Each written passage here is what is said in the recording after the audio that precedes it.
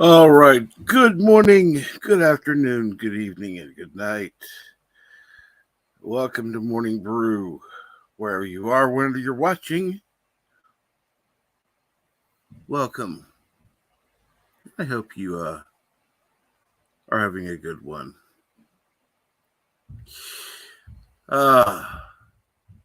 Yes, sorry about this morning. Had some power issues this morning, and so yeah. Captain Truck is way ass late. So good morning to everyone. Hopefully,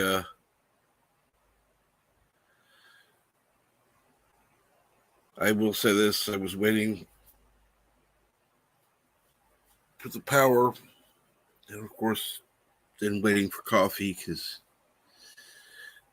well, anyhow, while the router was resetting, I got to make the coffee. So, yay, coffee. I had to kind of steal the first cup, but other than that, no big deal.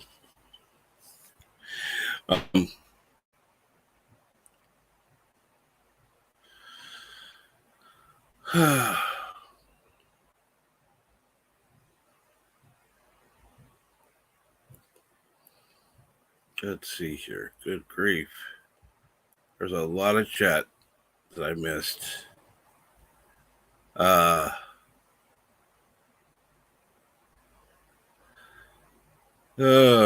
let's see here. Shooter was here. Keely Chow was here. Ron Nor was here. Kronos. Yeah, someone is late. That's me. 47 Yorktown. Good morning. Keep going down. Keely Chow says good morning. And yeah, please subscribe to anybody new. I haven't heard of them, but hey, go for it. Good morning, or whatever it is, Shooter. I don't know what it is where you are. Shooter 8323. Let's see here now. Let's keep going down. Okay, Dr. Alex. Let's get a little closer to when this actually started. Okay.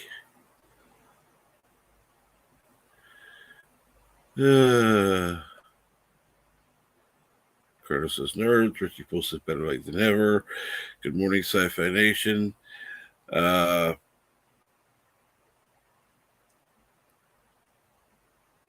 Good morning, Mountains of Elysium. Good afternoon, Mountains of Elysium. Carlos says, I haven't had coffee in over a month. Good for you. Good for you.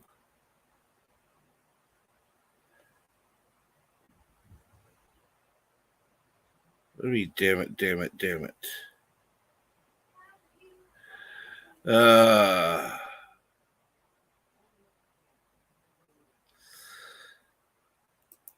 Star Trek taught me that chewing on car batteries gives you more energy than nanoprobes.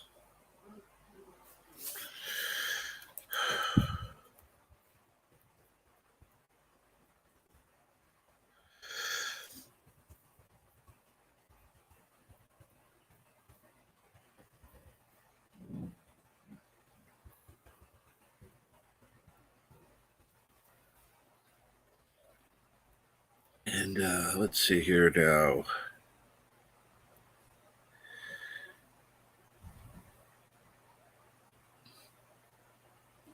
All right, there we go.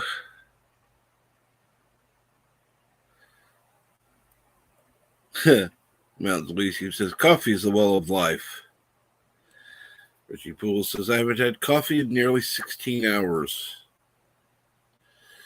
Yeah. Yeah, I don't think I've gone 16 hours between coffee by choice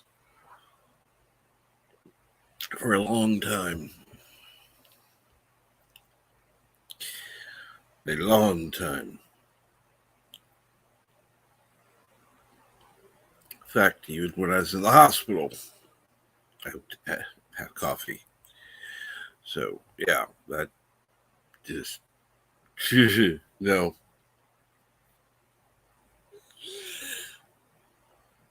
No.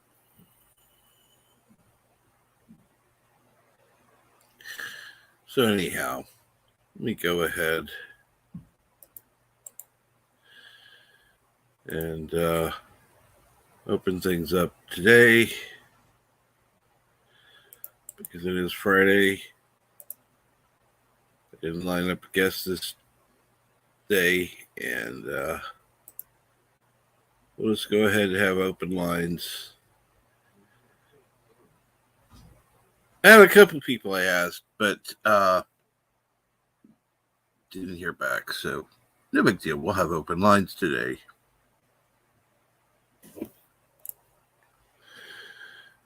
And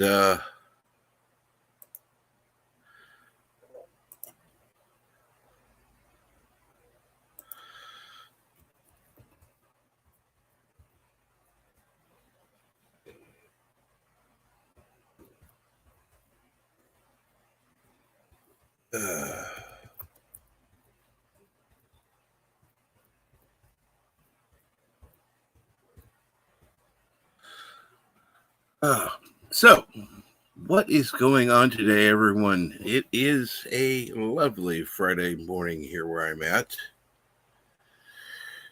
And good morning, Pops. How are you this morning?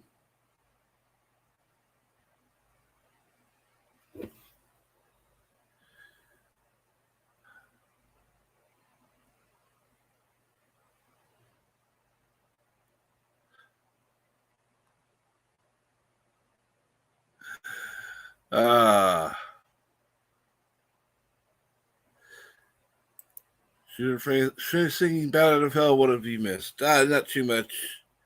Things started off here. I don't like alarm clocks either. They're annoying. They're just necessities of life.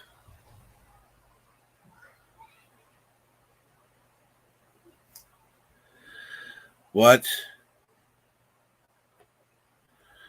Yeah, don't tell me that crap. I'm going to make sure. Did I? Yeah, I hear myself.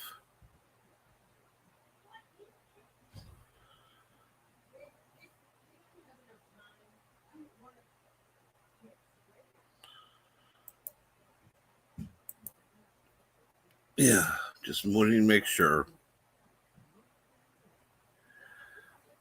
Chrono says, must be nice to have a harem. A harem? Yeah. That'll never happen. In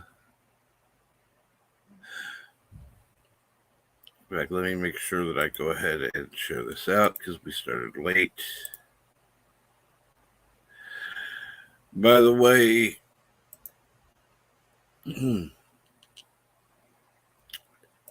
since I have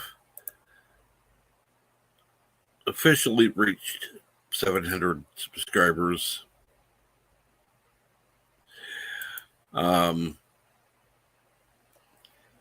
going to be having that giveaway next Wednesday at 5 p.m. Central.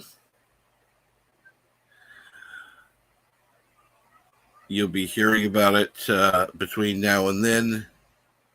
And that is to give the most chance to the most number of people. And so, yeah, next Wednesday at 5 p.m. is a special stream for a giveaway.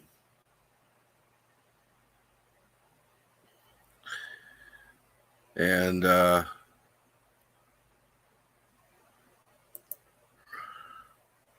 Bird says, Woot. By the way, how are you doing, Bird?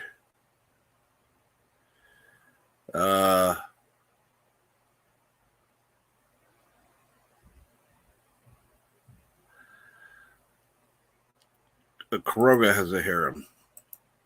And hey, Chris, how are you today?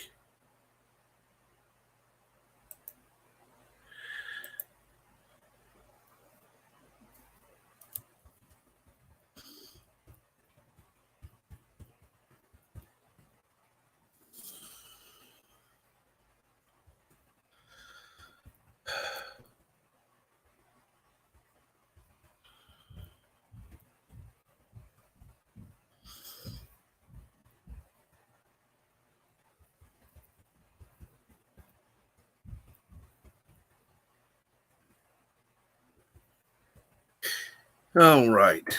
Well,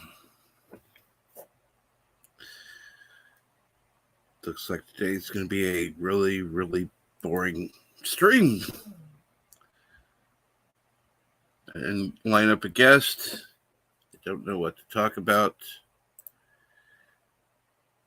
And yeah, it's just going to be one of those days where the stream's going to just go on unless I decide to kill it. Or somebody joins me. I like boring streams. Greetings from the future. Hi, Cap. Hey, Yosef, how are you? Long time no talk. Busy as hell. Busy Well, as I hell, figured as and much. it's like crazy days of something like 10, 12 hours of work every single day, and it's driving me crazy. I don't think I was here for like 2 weeks or something like that. It's been at least that. Yeah. Yeah, something like that, and I'm barely catching on like the evening streams, which means like bird streams that are like four Eastern, which means for me something like 10 p.m. Yeah. Otherwise, I'm barely able to be somewhere. And you saw me today in the morning in Salty stream, and it was only at the end because it was like past 6 a.m. and the dogs started barking, so I just woke up and I was like, okay, let's see who's online. And I saw Salty was streaming there, but then I fell asleep like within 5 minutes after the stream was over because honestly exhausted completely. Well, let's see here. Having been woken by the dogs, yeah. Um, yeah, I thought I'd. You said you were leaving, so then you said hi to me. So it's like, okay, go to bed. Yeah, you know what it was really between me like letting the dogs out in the garden so that they can do their business. Then they came back, and I went back to bed, and it was really the probably the 5 to 10 minute time slot that I was that I was awake, and then I was gone till I think like um, I think I heard my phone ringing like 5 minutes before 9, and at 9 I started working. So it was really like getting the coffee. Hi, pops. Good morning. Good morning, Cap. How are you? Great to see you Doing guys. good. How are you? I only have a couple minutes, Cap, but I wanted to congratulate you on the 700. I Well, saw thank you. Cardinal Sin at a 700. Ryan crossed 400. It's great to see everybody just elevating and seeing everything grow, because it can definitely feel frustrating at times, but I think we're still in the middle of this incredible explosion. I wanted to say congratulations to you personally. Well, thank you. I appreciate that. Anything new and exciting on the docket for this morning? I kind of came in late, and YouTube didn't prompt me that you were live right away. I had to actually look for it. Well, part of the reason for that is I had a power issue and I was late going on. So, yeah, YouTube can't be to blame for that. Okay. All right. Random Minutes, what's going on? What's going on? Busy day, working in my home office, looking out of the window, and it's raining, and I'm envious a little bit about the sun that I see in your background because you're in a car. Beautiful Yeah. Florida skies. Yeah, Oh, I had you're that in clean up in Florida. my car. Okay. Ooh, yeah, it's hot. It can be hot. Another hot one today. It'll be in the 80s. So yeah, Oh, nice. I beautiful. wish. When I say we are barely hitting the 20s, but I'm talking about Celsius, but it means it means maybe what does it mean? Something like the 60s or yeah, probably. Okay. All right. All right. Well, Yeah. feel free to come to the free state of Florida when you want. There's plenty to do that doesn't involve the D word, if you know what I mean. You know what? Actually, I was really thinking that I should retire to Florida, somewhere close to beach, where all the retired people move over in a quiet area. Well, beach and Good luck. quiet is really not the same thing in Uh, Florida. I, I'll tell you right now. this is the problem. This is the problem that this would be the ideal spot, but close to the beach. I mean, okay, could be driving distance, Okay, fair and enough. There's lots of that. Yeah, yeah, yeah, yeah. could be driving distance because and driving distance to a beach less than which is the closest that I have to drive to Croatia here from Slovakia would be something like 4 5 something like 6 hours. You Oh, know? you could drive all the way across Florida in less than that, my friend. Okay, but this is like one state compared to the four countries that I would have to cross to go Sure, over. sure. Yeah, awesome. Yeah, So, which is Cap, crazy. what have you been watching, man? What's the last couple of days? Something you took in? Anything you watched that you enjoyed? No, I haven't. I was starting to watch. Believe it or not, I was going to watch the Batman, Okay. and Yeah. I started watching it, and I started having some problems. So, Okay. yeah, didn't get Yeah, to finish. I rewatched that. I'm gonna do that today. Yep. Okay, love to hear your feedback when what your thoughts are in it, because I definitely have some mixed opinions about it. And this is the thing that I keep hearing. I have HBO Max, but I since I'm working so long hours in the evenings, I'm so tired that I'm not even in a mood to watch a 2 hour movie, or even I think that one is even longer Yeah, from it what is I long. It's closer understand. to 3 hours. Mhm. It's 3 closer hours. to 3 hours, so I wouldn't definitely be able to watch it in one sitting, and this is something that I really don't like, splitting movies. So, but I heard so many opinions about the movie. Some people really love it, and even some people who are really like a big Batman fans. And then I read some reviews about the movie, and many people say, okay, is like emo Batman reshoot story all over again, and uh, they are not sure if they can get any darker than this one. So I'm not sure what I'm going to watch. Well, I didn't come on here to plug my video. I did a video with Wakahishi Teahouse, and Gray and I talked about it extensively for about a half hour, amongst other Batman stuff. But Okay, yeah, so it I is and definitely a definitely. mixed film. It has a different, what the first half to 2/3 feels like is different than the act three. That I'll say without spoiling anything. And I won't necessarily disagree with some of the comments that you made. And I think in my video, I kind of qualify how I feel about it. So, Mhm. without spoiling anything for the two of you that haven't seen it. So, I'm just thinking. You put something in the chat. I think I saw there. Okay, here I have it. Because definitely, since I don't know you, I didn't know that you have a channel. So right now oh I'm yeah, clicking go to channel.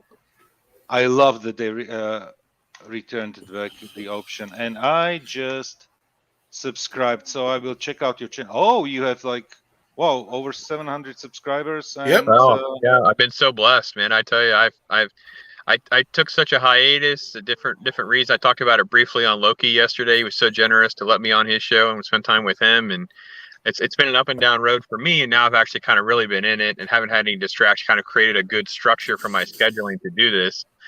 And yeah, thank you for that sub. I appreciate it. Hopefully, there's content in there that you can enjoy. I love your feedback, so I can learn and grow and be better. yeah, that's a nice sentiment. Definitely, I will watch some of your videos because I'm already scrolling there through. I'm not like the biggest, like I see there Halo videos, I see DC videos, but definitely I think there is some content that I will enjoy. Even disagree, even when I disagree, I watch those videos. So yeah. Yeah, I don't have. Yeah, some videos are almost informational. I have a video that's coming out today. It's more like an informational movie news sort of a film that's coming. I was sent a press release from those folks. I've worked with them in my past. Very nice folks. It's a true story based on Florida. It's about a church that was trying to pay for a hotel during the housing crisis so they could help the homeless. So it's called No Vacancy. Dean Mm-hmm. Cain of Lois and Clark is in it, and I think that will have some appeal for certain fans of Dean Clark. He's done some more faith-based films the last few years. I haven't seen this film, so I'm not trying to vouch for the film, but I was just trying to be informational with that one. So it's more of just that kind of thing as well. But yeah, I've enjoyed live streaming now. I think I've got some of the kinks out to learn how to do that properly, at least not embarrass myself. Right.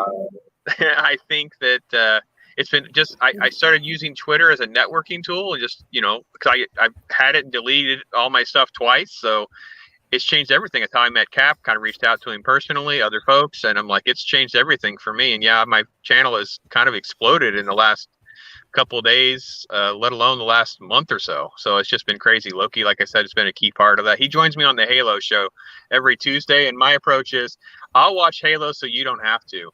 Trust me. I'm saving you time.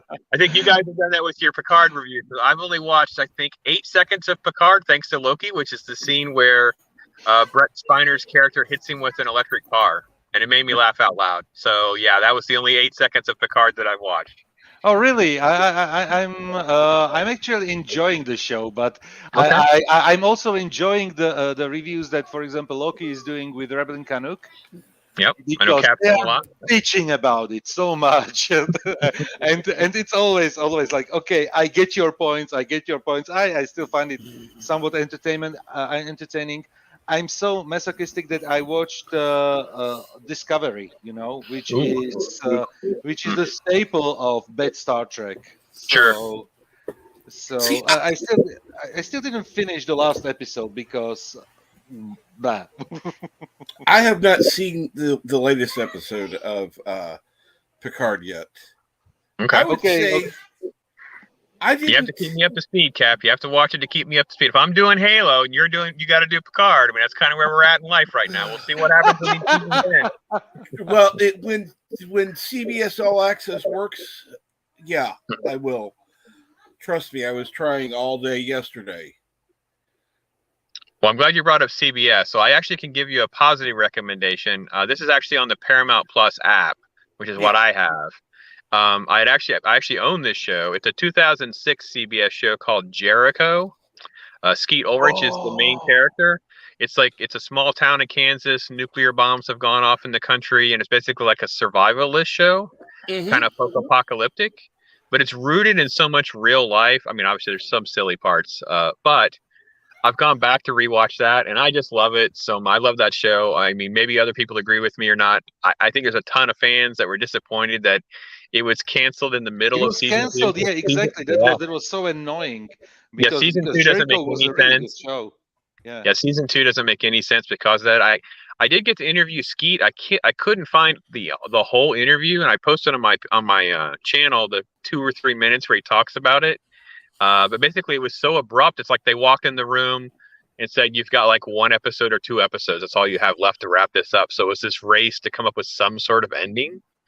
But yeah, it's a show I can recommend. Look, we're in a world now where there's not much I can recommend. So I had to go in the past, and I'm enjoying that. And I will say I'm also enjoying the Ultraman animated Ultraman on Netflix. Ironcaster recommended that to me. I'm only like a couple episodes in, but I'm really enjoying that. So something positive's out there. We just have to kind of share with each other what to go see. Oh, absolutely. Ultraman. Is it on Netflix? There's an animated cartoon. I didn't know it was there either. Like I said, Ironcaster said you'll like it. He's been right on. I'm just going to Netflix and search for it. Yeah, I had to search. Like, it didn't pop up or anything like that. Or I probably would have already earmarked it. So. Oh, Ultraman! I see it. Yeah. Okay. All right. Well, I got to head to the farm this weekend. So if you see my absence, I know you have, like you said, you didn't know much about me, Random Menace. I moved my family, make my wife's dream come true. We bought a farm area. It's like 30 acres in Central Florida. I work in the city. But I go home to the farm, so I can't stream from home. So you see my absence like half the week. It's kind of weird for some folks. My phone blows up like, hey, can you come on my show or whatever? I'd like your take on this. I'm like, nope. I didn't move to the country. Some people say, hey, did you move to the country? I said, no, I moved to the woods. Like it is the woods.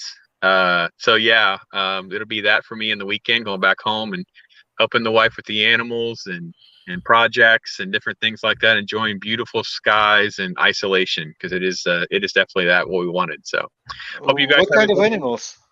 Sorry. We have it's a long list, so bear with me. Half a dozen donkeys, 4 or 5 pigs. Couple pigs are pets. Other pigs are babies that will make more pigs and pork. Donkeys protect everything. That's why people ask about donkeys. We'll breed donkeys and sell donkeys, but also they're just great protection on the farm. We have a handful of couple baby goats are up for sale right now, so we're trying to move a couple baby goats on Saturday. So we have some baby goats for making goats, and my one goat makes amazing goat milk, which I'm not a fan of goat milk at large, but hers tastes like whole milk with like a skim milk texture. Because I can't stand goat milk normally, but hers is really great. So I got goats.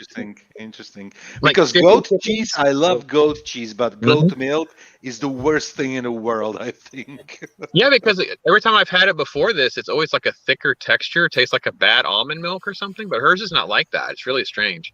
Interesting. Like 50 chickens, couple of other animals and stuff. So yeah, it's a busy little beginning. Like I said, we've only been there for like a year and a half, and it's my wife works her behind off. This is her dream, is to have this kind of thing, be more independent, have better control of what kind of food we eat and those kinds of things. And it's a beautiful experience. I really am enjoying it.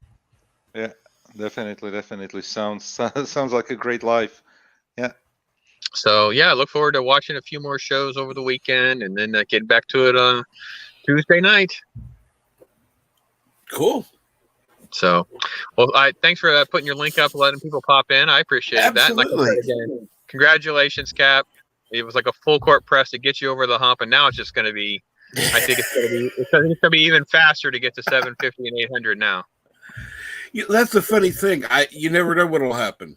You never know. Very true. Very true. Very true. So, anyway, you guys have a blessed day and a weekend, and hopefully I'll talk to you soon. Have a great weekend, folks, as well. Take care. Bye-bye.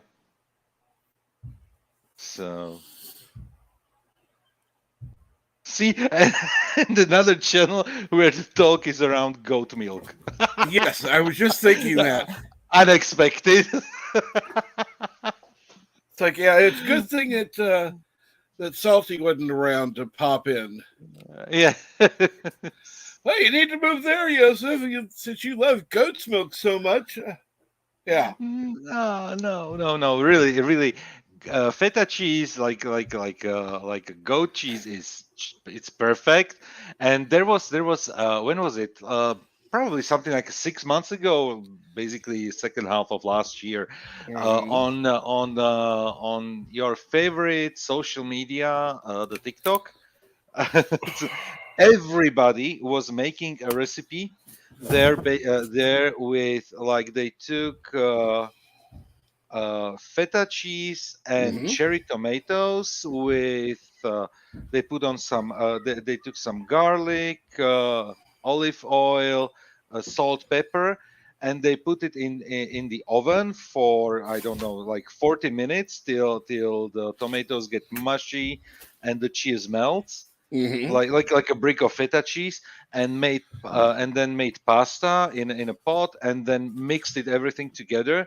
And everybody was talking how fantastic it is, and some people were improving the recipe, and so on and so on. And I was like, okay, let's try it if it's really that good. And it was awesome because it's so simple, because you just put everything basically into like how do you call it, like a glass thingy that you put in the oven Mm-hmm. until it melts, with the tomatoes and all the tastes mix up, and then you just put the pasta on top of it, mix it together, and you have a perfect food. It's delicious. And it was really all over TikTok. Everybody was making it. There was like, okay, let's try it out. And since then, it became one of my favorite foods. So very often, I just go to the cheese aisle and get some feta cheese and make it, because it really is like 10 minutes preparation. Then you just make the pasta, wait for the tomatoes and the cheese melt in the oven, mix it together, and there you go. Perfect. Oh, cool. And depends on how much garlic you like. You can put it in. I love garlic, but I cannot eat it much, because then I have to be in a quarantine for like 48 hours. Not good. It's dangerous. And hey, Deej is in the chat. Hey, Deej, what's up? It's when is Deej's birthday? Today or in 2 days? I'm not sure if it's the 22nd or 24th. It's on Sunday, but he's having his party on Saturday. Okay. So 24th. Yeah. Uh, I'm not going to wish you a happy birthday, Deej, because here in Europe we consider it bad luck. Wishing somebody a happy birthday before the actual day. So you have to wait till Sunday. Because I know that this is right now a period where multiple people have their birthdays. I know that Salty had his birthday on the 20th, because that's such a famous day. Not because of Salty, because of the The German date. German mustache guy. Yeah, it's his birthday as well. Yep. So that's funny. And yeah, and Deej says, I'm all bad luck. No, you're not, Deej. You're not. Wow. So yeah. Unleash the Kraken, yeah. I caught 8 of them earlier today. What's the talk about? I have no idea. Caught 8 of what? Not 8 Deeges around that I know of. I should probably read the chat more. That would be a good idea. I should to understand the context. Now I'm.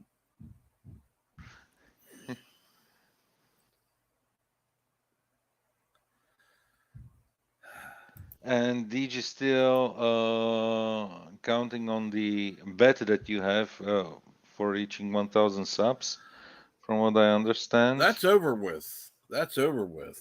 Yeah, is it over? Okay. Thank God. Yeah, because honestly, I didn't catch the day you crossed 700, but definitely congrats.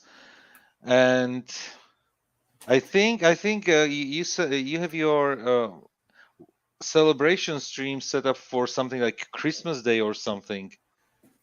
Well, the funny thing was, I had it set up for the 26th, but I 26th, yeah. yeah. Oh, your birthday, yeah. Yes. Mhm. And it's like, yeah, I'm gonna wait because I wasn't sure I'd be where I wanted to be at that point. But I thought, You know what? I think the numbers will climb up faster because it's always hard to hit certain levels. But then the more people know, the more recommended you get, and yeah, because you were really struggling with the 400 mark. I think that 400 was mark I was, and then I popped up to 500, and then it was there. I stayed at 500 for a while, and then yeah, I've climbed progressively since yeah, 600. but the 400 mark was like I think the like you were stuck there for a very long time, and it was like barely 400, then below 400, then slightly above 400, then 420, 440, 460, like this, and slowly, and then yeah. But Yeah, why I not? was. You are streaming every single day, and despite some things that you would like to change, I think the concept works. I know that sometimes it's boring and some streams do not work out, but other streams are just perfect, you know. And unfortunately, I have to say I didn't listen to a single stream of yours in the last 2 weeks. I honestly didn't have time, so I'm not sure what happened in the last 2 weeks. But yeah, Eric Sander, hello. I see some And good morning, greetings Eric Sander. in my direction, and Resolute German. I see there the green icon. And Chrono says, "Somebody please catch my liver." Uh, why is it trying to escape your bowels there? Probably from drinking. By the way, Kronos, there's a link in the chat if you want to. No, I'm kidding. And Dr. Alex says, "Finally, I made it home." So hello, Dr. Alex. Good to see you. How are you You this know, afternoon, Dr. Alex? yeah, exactly. Yeah, because my commute is always huge distances between the bedroom and the home office. Uh, I have to make a detour downstairs to the kitchen to make my to make coffee. You know, that's Absolutely. always the hard part because downstairs it's easy, but walking upstairs the 17 steps, you know. You could get another coffee pot to keep I upstairs. I could, but you Could, know I what? said. Yeah, I because it's funny because Erica has one in her home office, but she's not using it because she likes the coffee more from that one, the main coffee maker that is in the kitchen. So, and anyway, this is the time where we can meet. You know, it's literally like working in an office environment because I'm upstairs, she's downstairs, and then Mm-hmm. we meet for lunch in the kitchen, like going to cafeteria or something. We meet in the kitchen, or we meet there when we are making coffee at the same time. From time to time, it happens. So yes. Oh, that sounds definitely it's it's different. it's definitely different, and now since finally the offices are opening, Erica started going back to the office because she has her team Mm-hmm. partially here in Slovakia. It's like I think like 3 people she has in her team are based here in Slovakia, so she's working with them. So she me can once again English. Joseph, speak slowly. She can meet the people. She can meet the people there, but otherwise, yeah, she's working as well globally. Some people from her team are sitting in the United States, so she has as well like very late evening calls, Mm-hmm. and she has people in Asia, which means very early morning calls. Oh so, yeah. so she literally split her weeks between like uh get up early or go to bed very late. So it's like because otherwise she would have to be like 16 to 18 hours just at her computer, which is obviously something that nobody wants. No. Middle East. Yeah. At 54.5 Access Radio says Yosef needs a turbo lift. Joseph needs a turbo. You know what? This is one thing that being 46. I'm thinking like ahead. What will happen with my knees, with my joints? Will I be able to walk upstairs, downstairs for how long? I see my mom is 71, and when she's here, she's basically constantly on the stairs, up and down, doing something around the house. I'm not asking her; she's the one who's doing it, because she has like energy to like a fresh Duracell battery, basically. But I see as well sometimes when I have visitors and somebody has like a bad knee or something, they're not able to walk up the stairs, and it's like, will we have to build another house in, I don't know, a few years or what? Or build literally, one of those chairs that that lift you up Yeah. upstairs. Those. You could, building, adding one of those chairs is the simple Uh-huh. solution. It would be probably one of those simple solutions, and it's basically, I don't know how expensive it is in the United States, but I think it's something like you can get it like for 6K or something here. Yeah. And I think even the health insurance is paying part of it. So Well, that would be good. It would be probably one of the options. Okay, lucky me, of course. Still no problems. I'm basically running up and down the stairs all the time, because when the dogs start barking, it means okay, let us out. It's time to let the dogs out. Yeah. Yeah. No, because the older dog that I have, basically the beagle, my Connie, she's turning 15 in May. 1st of May is her 15th birthday. So she has problems with not going upstairs but going downstairs. Yeah. She has like really difficulties with her back legs and joints. So, and she fell down the stairs like not once, so what I had to do, I put a gate, like the for little children, when you have like the small gates where you just stop children from getting upstairs or downstairs.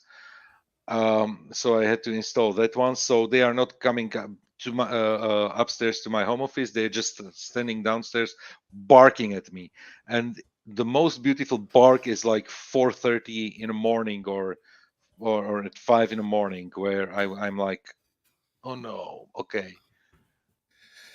You could put in a pet door where they You know wear a what? collar.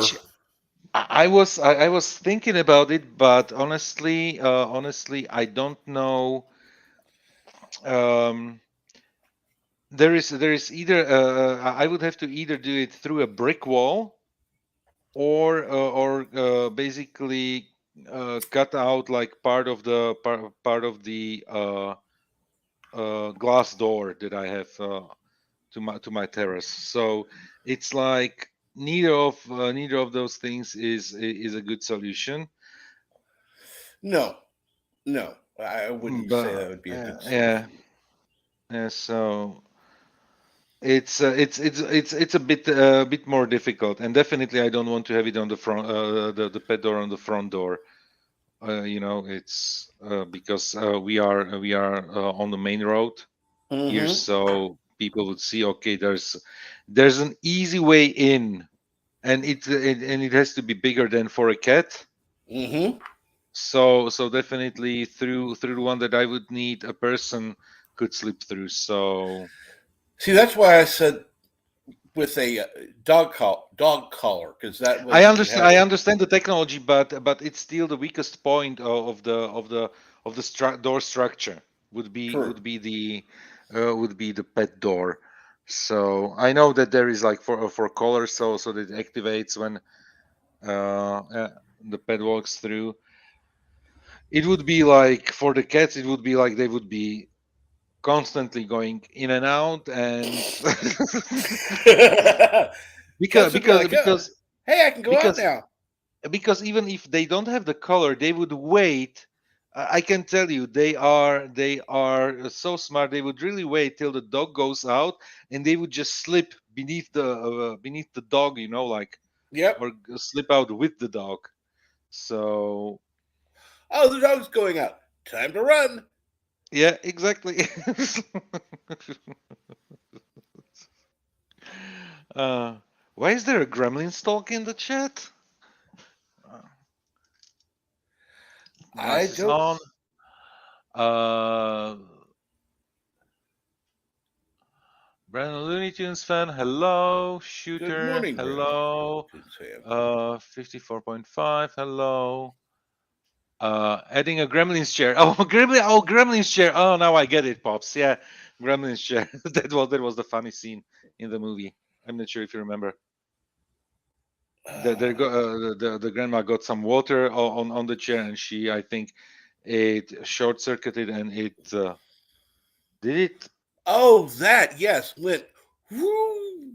Yeah, and I think it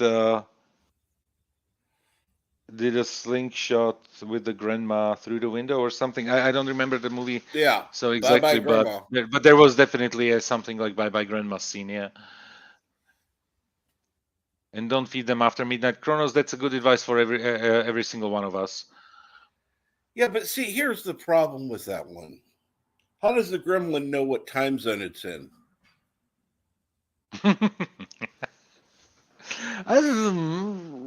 Position of the sun and the planets, I don't know.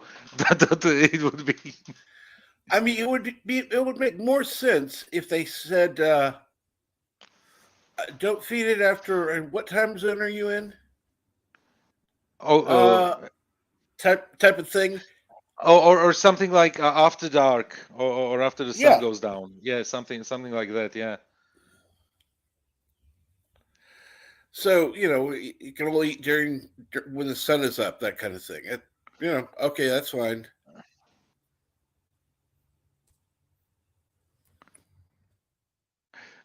Shooter says that the rules for gremlins are the same for women. How I Met Your Mother logic.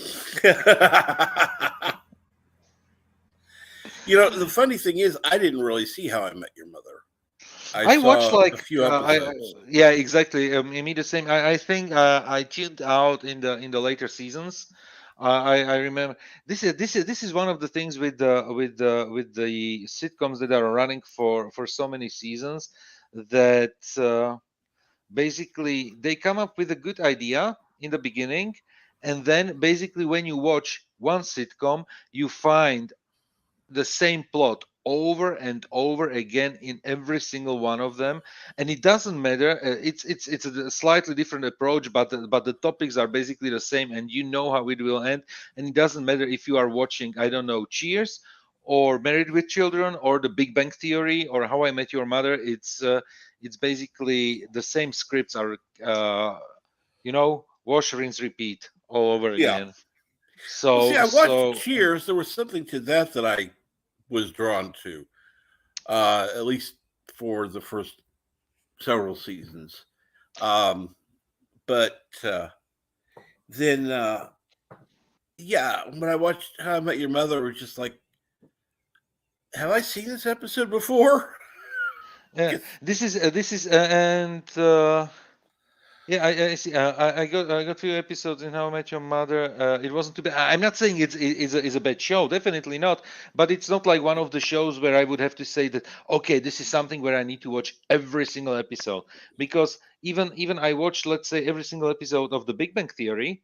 I can tell you that I didn't watch it like immediately when it came out. Sometimes it was really like I had like a break of 2 years between seasons, and then I binged watched what I have not watched before. So basically, like 2 seasons or something, and then I had another break for another 2 seasons. So it's not like I would eagerly wait what's going to happen next, Right. So that's how it is.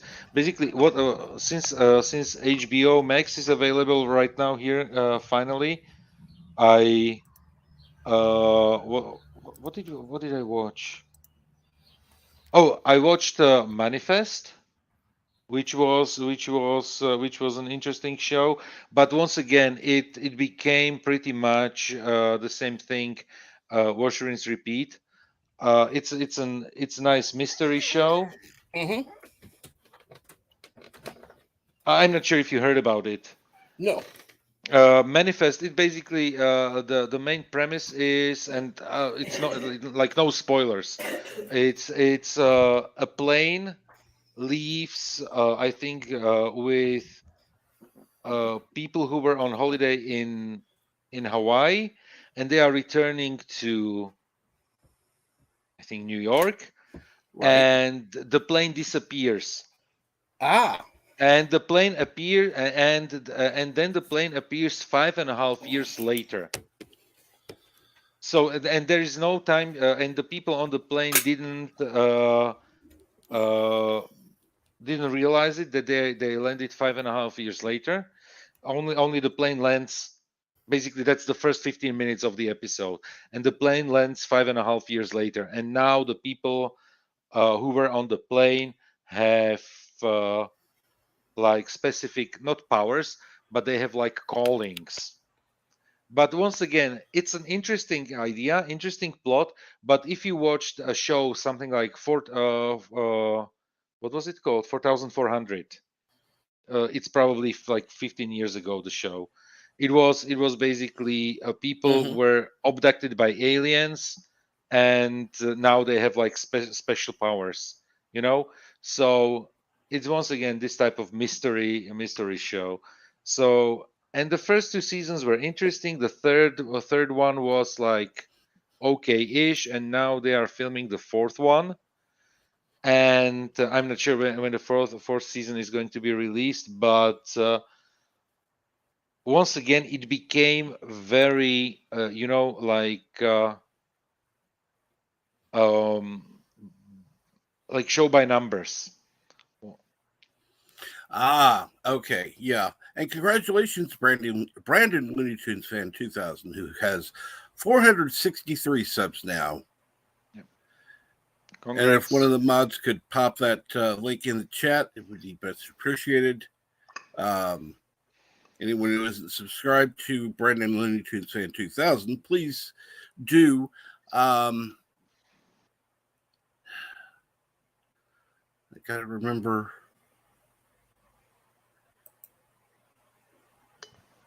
It's just one thing. I was going to leave the window open and I totally forgot. Because we got Deej. I'm just here to hang out. That's all. Cool. Hi, Deej. So you two keep talking. I'm just gonna sit here. Yeah, okay, just sit here. And are you sitting? Yep. Dressed? Mostly. Okay. So that's fine. Yeah. So and Dr. Alex exactly says here, sounds like Fringe, which looked interesting at first, then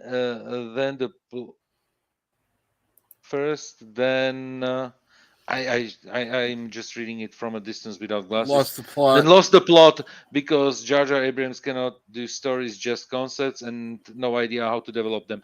You know what? This is, and I can tell you, Dr. Alex, this is one thing that I'm watching right now, because I remember that I started watching Fringe when it was out years ago. And I remember that I watched like the first 2 seasons, and then it was on TV. and then I don't know why there was like a season break, and then I lost the time slot when they showed the next season.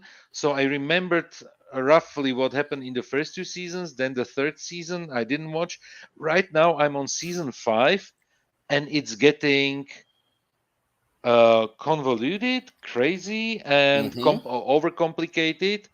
And I was able to binge watch like 3 or 4 episodes. Right now I'm at a stage where I'm basically watching like one episode, and then I'm done for another 2 days, and then I go back and watch. Sometimes I split the episodes, which I mentioned with the Batman movie, that I don't like splitting movies in like 2 parts or something, let alone a 40-minute episode.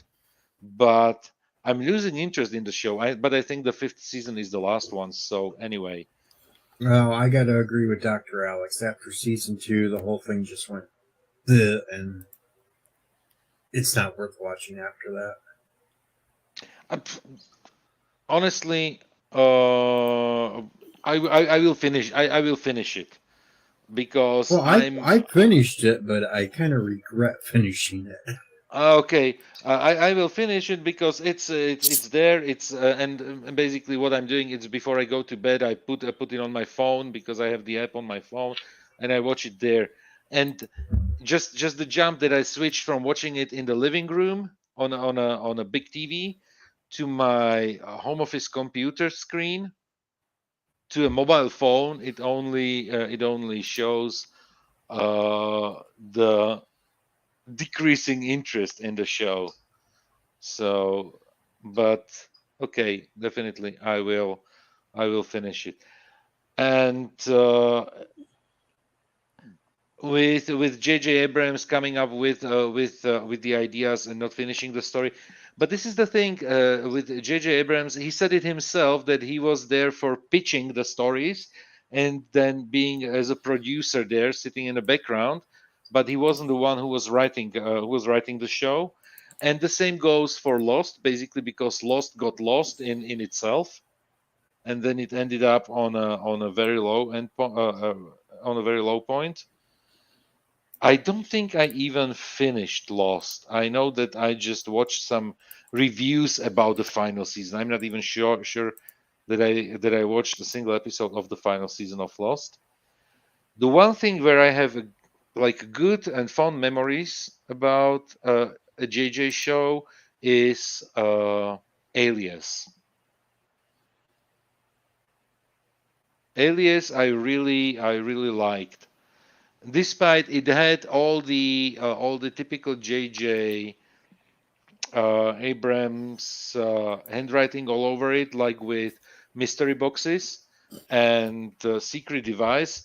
And I can tell you, when I watched the first Star Trek movie, the 2009 Star Trek movie with the red matter, the red matter they are using there for creating the black holes looks exactly like the mystery red matter in Lost. It even behaves very similar in terms of like graphics and design and everything. No, not Lost. Sorry, in Alias. When they and but for Alias, it was like one of his first shows and one of the better shows. Oh. Hey, that's Hello. Alex. Good to see you. But Hello. for Alias, it was like And I hear the streaming in. Yeah, I hear Dr. myself Alex. talking. Hello, Dora. I just muted it. You just Okay, perfect. you always let me in so fast. I haven't time to prepare anything. Oh my god! Oh, see, that's why I always pre-mute, because that way I know when I immediately I mute as I'm just about ready to enter, and then boom, because you can always hear backstage. Very What an true. interesting word, pre-mute. Indeed. Yeah. So I don't think I can join for very long because I've got yet another work gig coming up shortly. But I thought I'd pop in while I can because I can. which I think is very much appreciated by every single one of us on the panel. Absolutely. By the way, how are the stories going? Funny you should say that. So the first 2 episodes, I think I already told you, are written. But in my usual dodge to persuade me to write the last 2 episodes, I made a mock-up of the new book. Now, this is not the cover it will have. This is using bits of Svi design covers to give a rough idea of how the cover should look, but it won't look like this. It'll be amazing when Svi Levetkin, the rabbi from another planet, makes his actual real version. But I made a large version of it so that I could fill it with actual story. It's mostly empty, apart from the fact I have got the first 2 chapters printed off in there as well. Ah, Yeah. And today on the train going to work, I planned out the whole of chapter 13, which is the penultimate chapter. I'm planning 13 and 14 together because it is essentially a 2-parter. It's the entire end of the season story. So right. it makes sense to plan them together. So I planned the whole of episode chapter 13. I thought I might plan 14 on the way home, but the train journey was such a wreck and I had to jump on and off trains. It was just pointless. But I imagine I will have the last chapter planned soon, by the end of the day maybe, and then I can actually write those 2 chapters, and that's my job done. Kinda. Right. I still need to edit the other 10 episodes that other people are contributing, but my writing job is done, basically. Is there somebody doing a proofreading of those stories? Well, apart from me, yes, we have our the editor Eon is Ella is still editing this, and she will be editing mine. And she has an idea for her own story, which is fantastic. I'm really looking forward to, because she's described it to me already, and I am very excited to read her story. What are the typical things that you are putting on paper that have to be changed? Is there like a word combination or? Oh, me? Yes, or something, right, something that the proofreaders then say, okay, please, can we change it up a little bit, or? Something. Well, I normally handwrite the story because I'm old-fashioned like that. Then I type it up, and in the typing up, I usually catch some of my most annoying things, which are often word repetitions. I've used the same word too many times, and I have to then use either my mental thesaurus or an actual thesaurus to start rejigging things to make it sound better. I'm also, apparently, according to Eon, not very good with commas, and she's right. So I often have to either add commas or subtract commas from sentences, because I have a bad sense. Yeah. I have bad comma sense. Let's put it that way. You're not the only one. I am as well. And with commas, this is so interesting, because English is using commas way less often than, let's say, other languages. Yeah.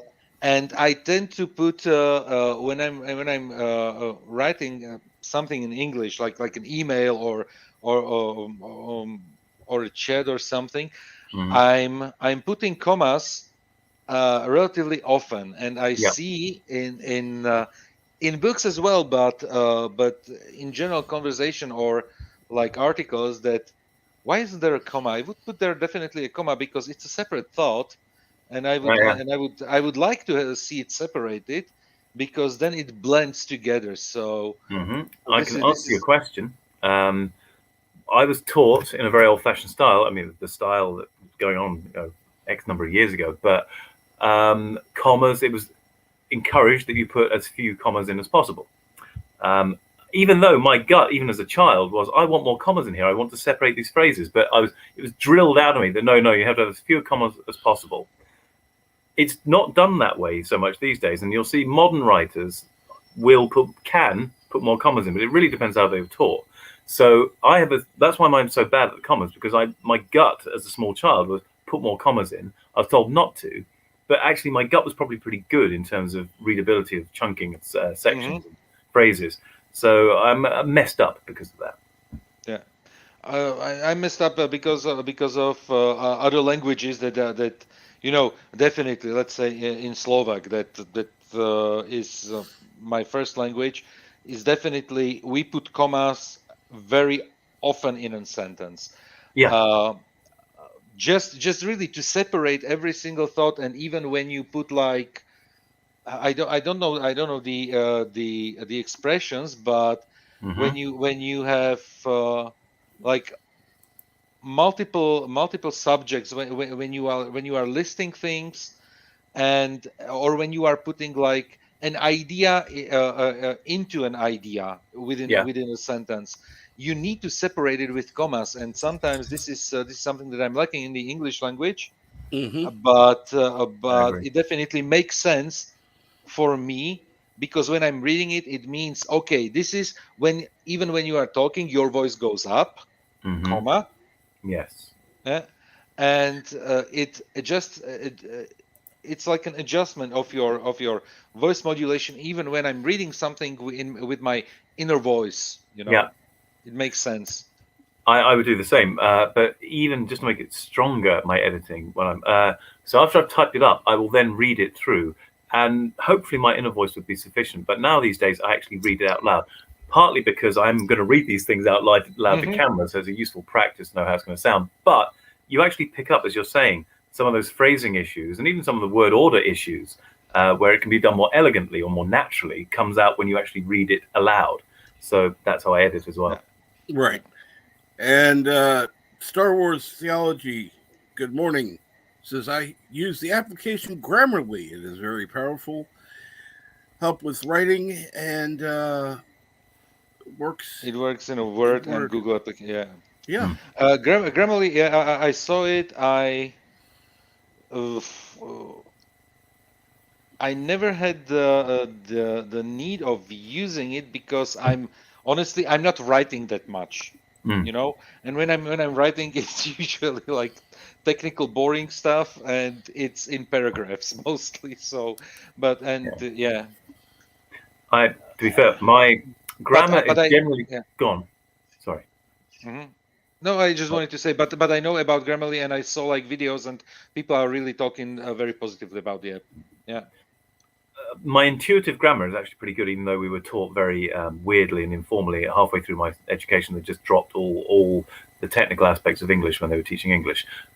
And I've read a lot of stuff, so a lot of the sentence structures when I'm writing come from authors like Douglas Adams, but also Michael Hmm. Moorcock, Sir Arthur Conan Doyle, H.P. Lovecraft, H.G. Wells. I mean, there's a lot of old classic authors in there, and they do have a very rigorous use of language.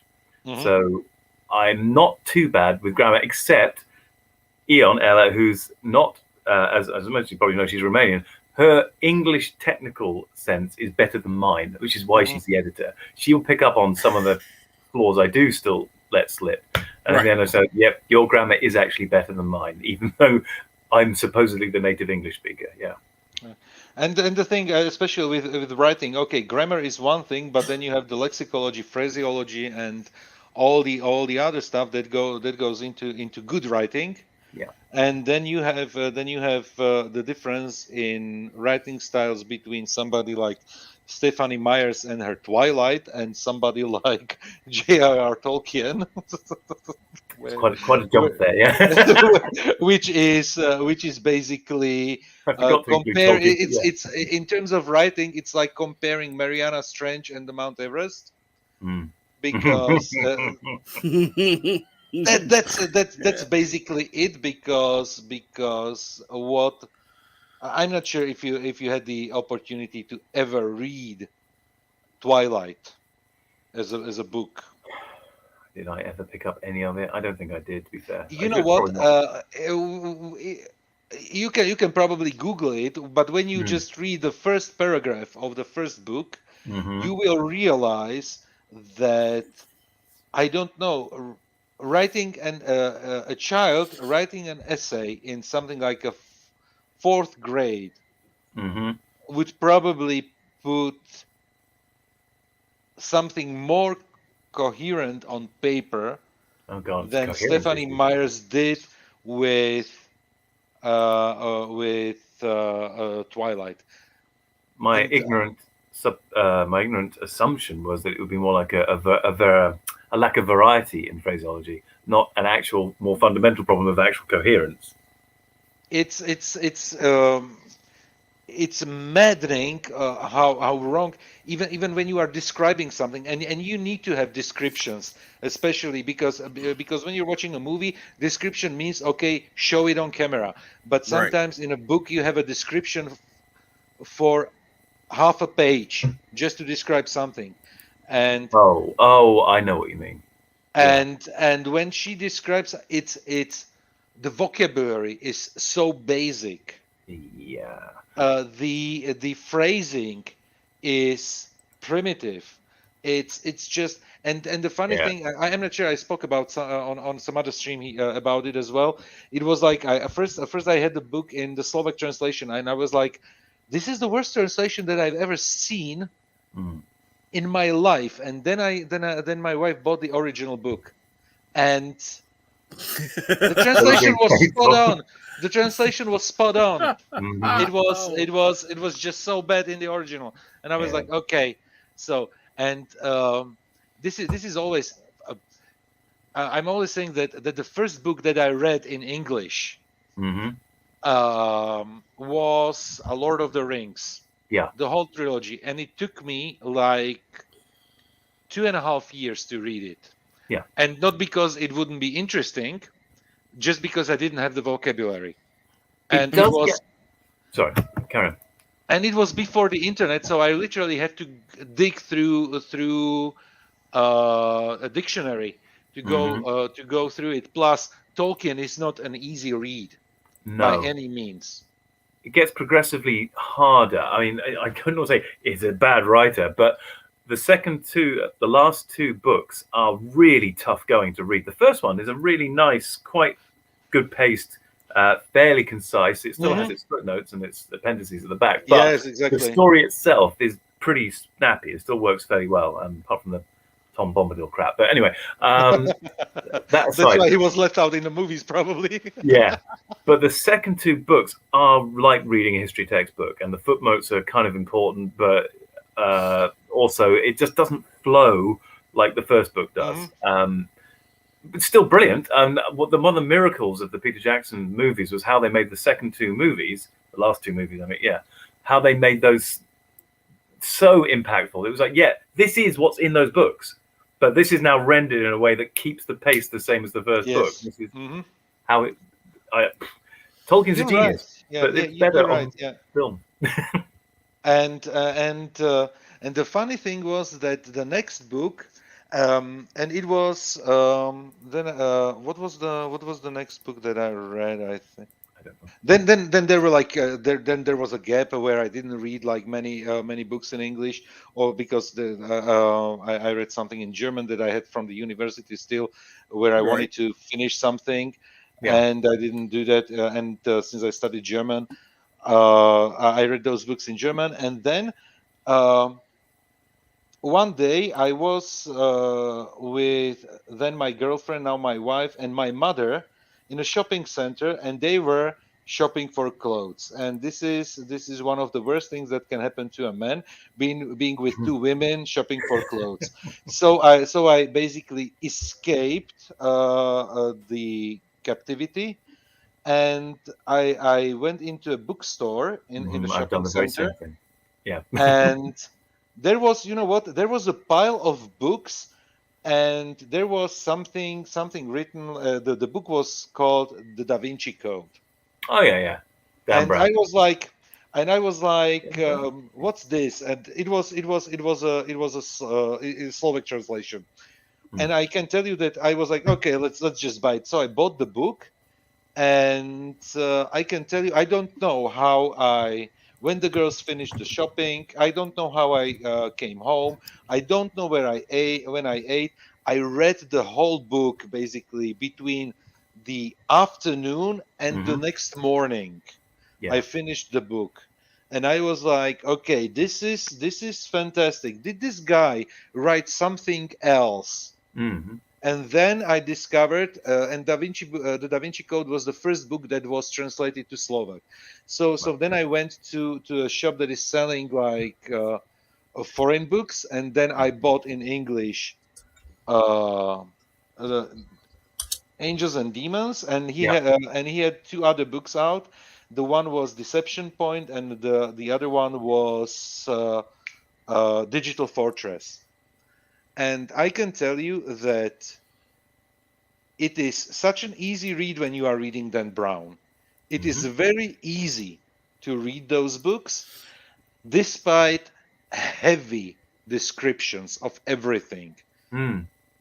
And when you think about it, a Digital Fortress, for example, is a book about a supercomputer that is able to crack all the codes in the world, and how he is describing it it's an old book, and when I'm talking old, I mean pre this technical era book, so probably like 20 years old.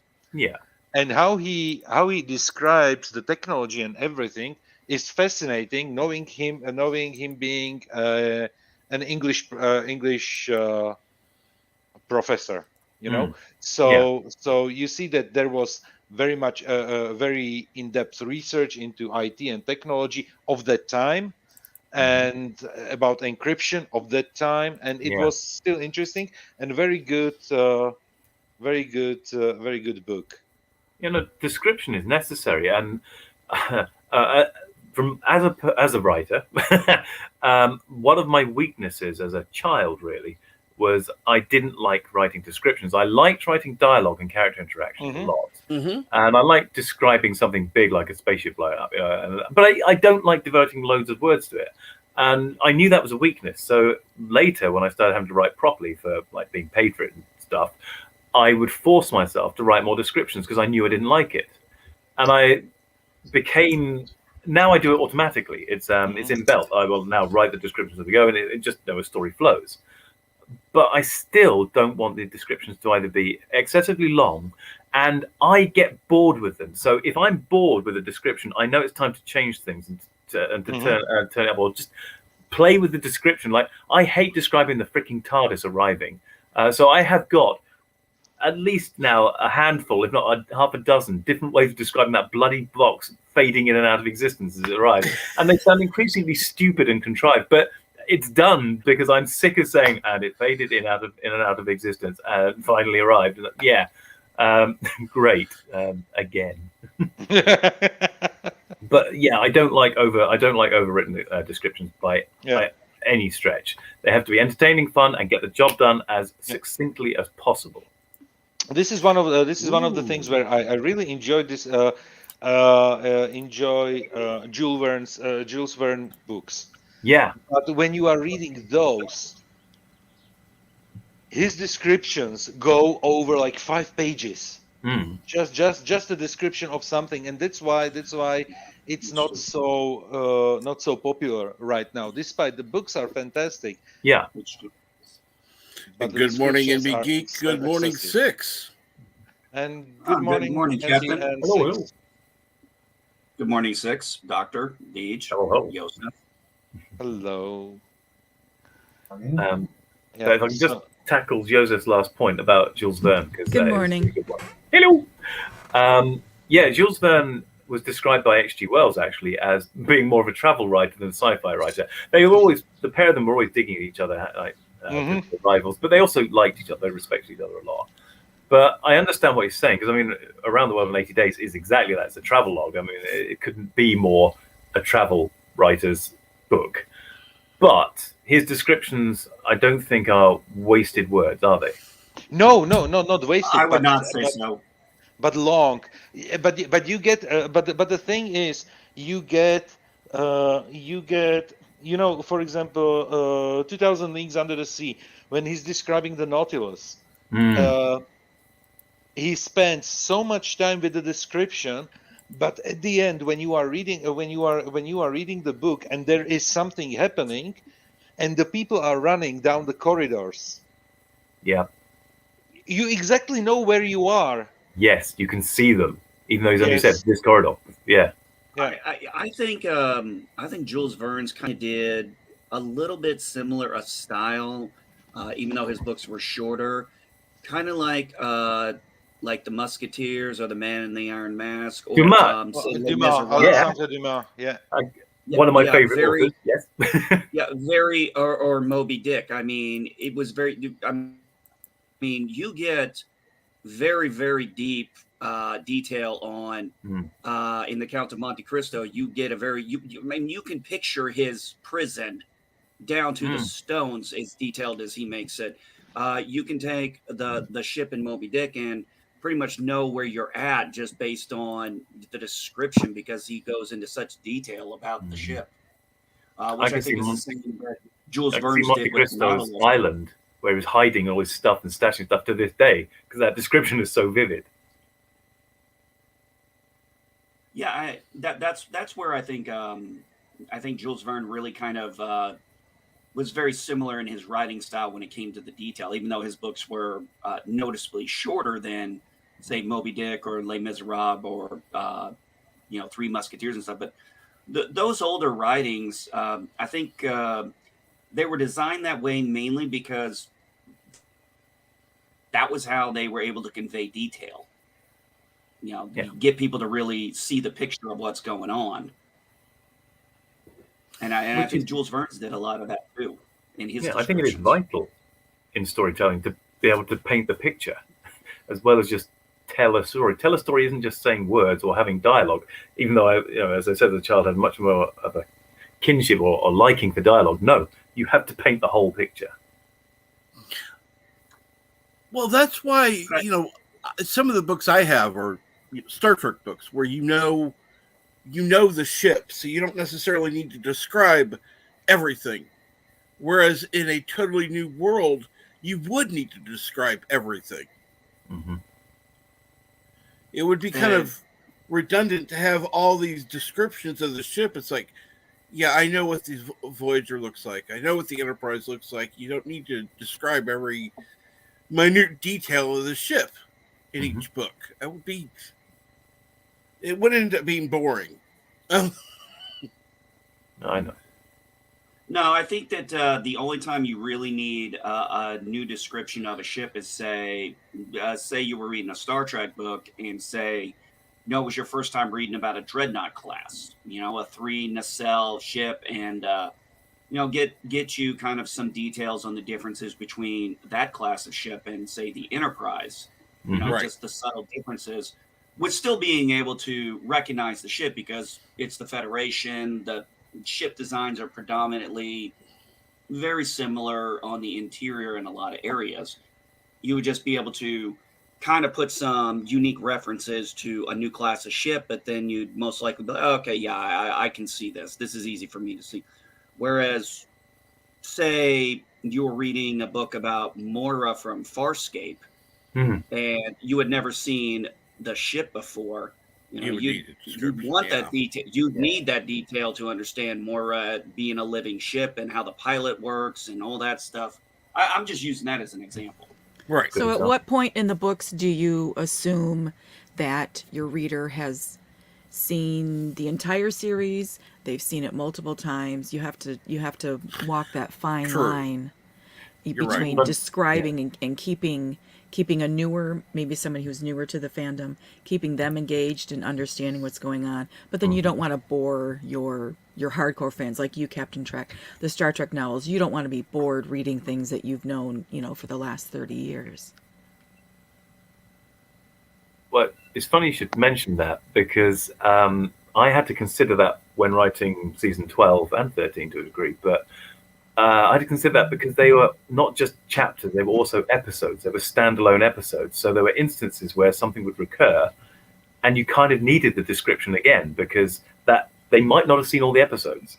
So even in the book, there's so at the beginning of season 12, there's a closet, a cupboard that the first Doctor's created for the 12th Doctor. And it's a massive distorted dimensional storage space that could store a planet or more in it inside the TARDIS. And it has a very weird comedic description to it, which are the deliberate jokes worked into the text. And when it came to describing that again in the final episode, well, I just took the entire description and re-put it into that one. I changed 1 or 2 words, but it was kind of the repeat of the joke and the repeat of the description itself was another joke within a joke. It's kind of, I got away with it because it was done in a jokey way. Now, I have not watched Doctor Who, Oh, very don't worry. much. I Lot but of if I was in my favorite used bookstore and I saw Doctor Who books on the shelf, I would 100% buy them. And I think I would be more likely to pick up a Doctor Who book and read it than I would be to necessarily sit down and watch the TV show, because I'm overwhelmed by the TV show. I don't know where to start. But if I saw a book series that said maybe, book 1 of 3, absolutely, I'm going to start reading that book. Easy to tell where to start. Start with Hartnell. Start with what? Hartnell. Start with Hartnell. I would agree. First Start Doctor. with Hartnell. Yeah. I when I started watching Doctor Who, I went all the way Six, back what they to the just did, just to understand what the guys just did, they sent you down the rabbit hole 60 years ago. Yeah, we did kind of do that. It's a bit No, you could unfair. add to it, and well, I did this one. I actually enjoyed the Eighth Doctor, especially being able to listen to his Big Finish productions, Yeah. which I thought were absolutely McGann is brilliant, fantastic. Well, I mean, I listened to a lot of them, but Paul McGann was the main one I was listening to, because he was the one Doctor I knew that didn't get. And then what was his name? The guy who played the War Doctor, John Hurt. Sir John Hurt. Yeah, he actually, before he passed, did a Big Finish production of the War Doctor, which I also thought was very good. And it's interesting when you're listening to John Hurt and he's being called the Doctor, and he hates being called the Doctor when he's the War Doctor. Mm-hmm. He doesn't go by another name, or if he did, we don't know it. But and you call him the Doctor, he's just like, I told you to stop calling me that. I'm not the Doctor anymore. Mm. I mean, he really put himself into that role, I thought. It's a bit unfair saying start with Hartnell as well, because hands up here, who started with Hartnell? Well, technically I started with Baker, but we have one who started with Hartnell. But I did go back and watch from the beginning. Yeah, I went back and watched from the beginning this year, or rather 2021, but so I didn't start with Hartnell. So it's a bit unfair. Well, I went back way before you then, because Yeah. I went back to Hartnell like 7 years ago. Most people did. When I first saw Doctor Who, or at least realized it was Doctor Who, I didn't realize I saw the Paul McGann TV movie. That was my first interaction, but that was back when it first came out. And we're talking, late 90s. There's no internet. I know nothing about Doctor Who. This TV movie completely confused me. I had no clue what was going on. I can understand that. And the next time I got into Doctor Who was at work, and one of my contractors was a big Doctor Who fan, and I think we had BBC America on, and I think Star Trek was coming on, and then Doctor Who came on afterwards, and it was Matt Smith, and it was the first time I'd say it was Matt Smith and the actress who plays River Song, and I was like, what is this?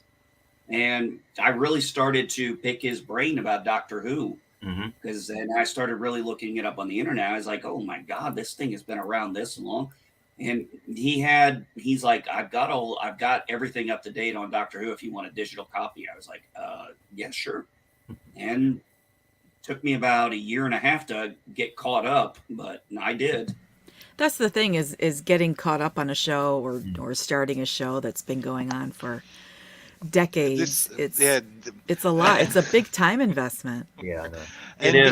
And your description how you got confused with Doctor Who reminds me of me watching Back to the Future, because the first movie from the trilogy that I saw was the second one. And just imagine going into the trilogy by watching the second entry, where the movie starts.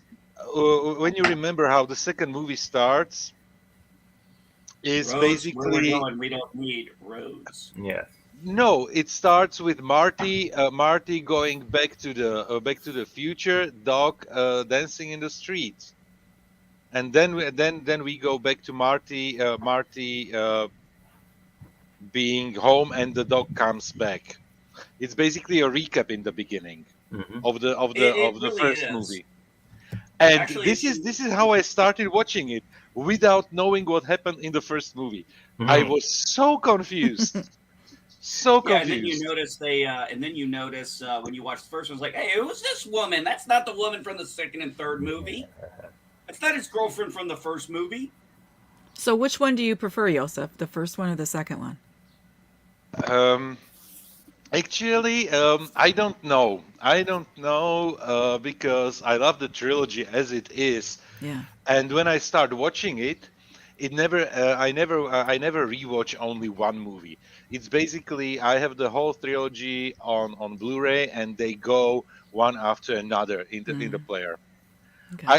I think the second one is the most chaotic one, but chaotic in the good way, in the best way, I would say, where you have basically where you are visiting all the three time periods plus the alternative universe, so that one is, I think that's the strongest entry of them three of the Yeah. three. You're not going to And believe this. We got to go back to 1955. I don't believe it. Well, and can you imagine kids who their introduction to Star Wars was the Disney Ah, trilogy? God, I was thinking something different.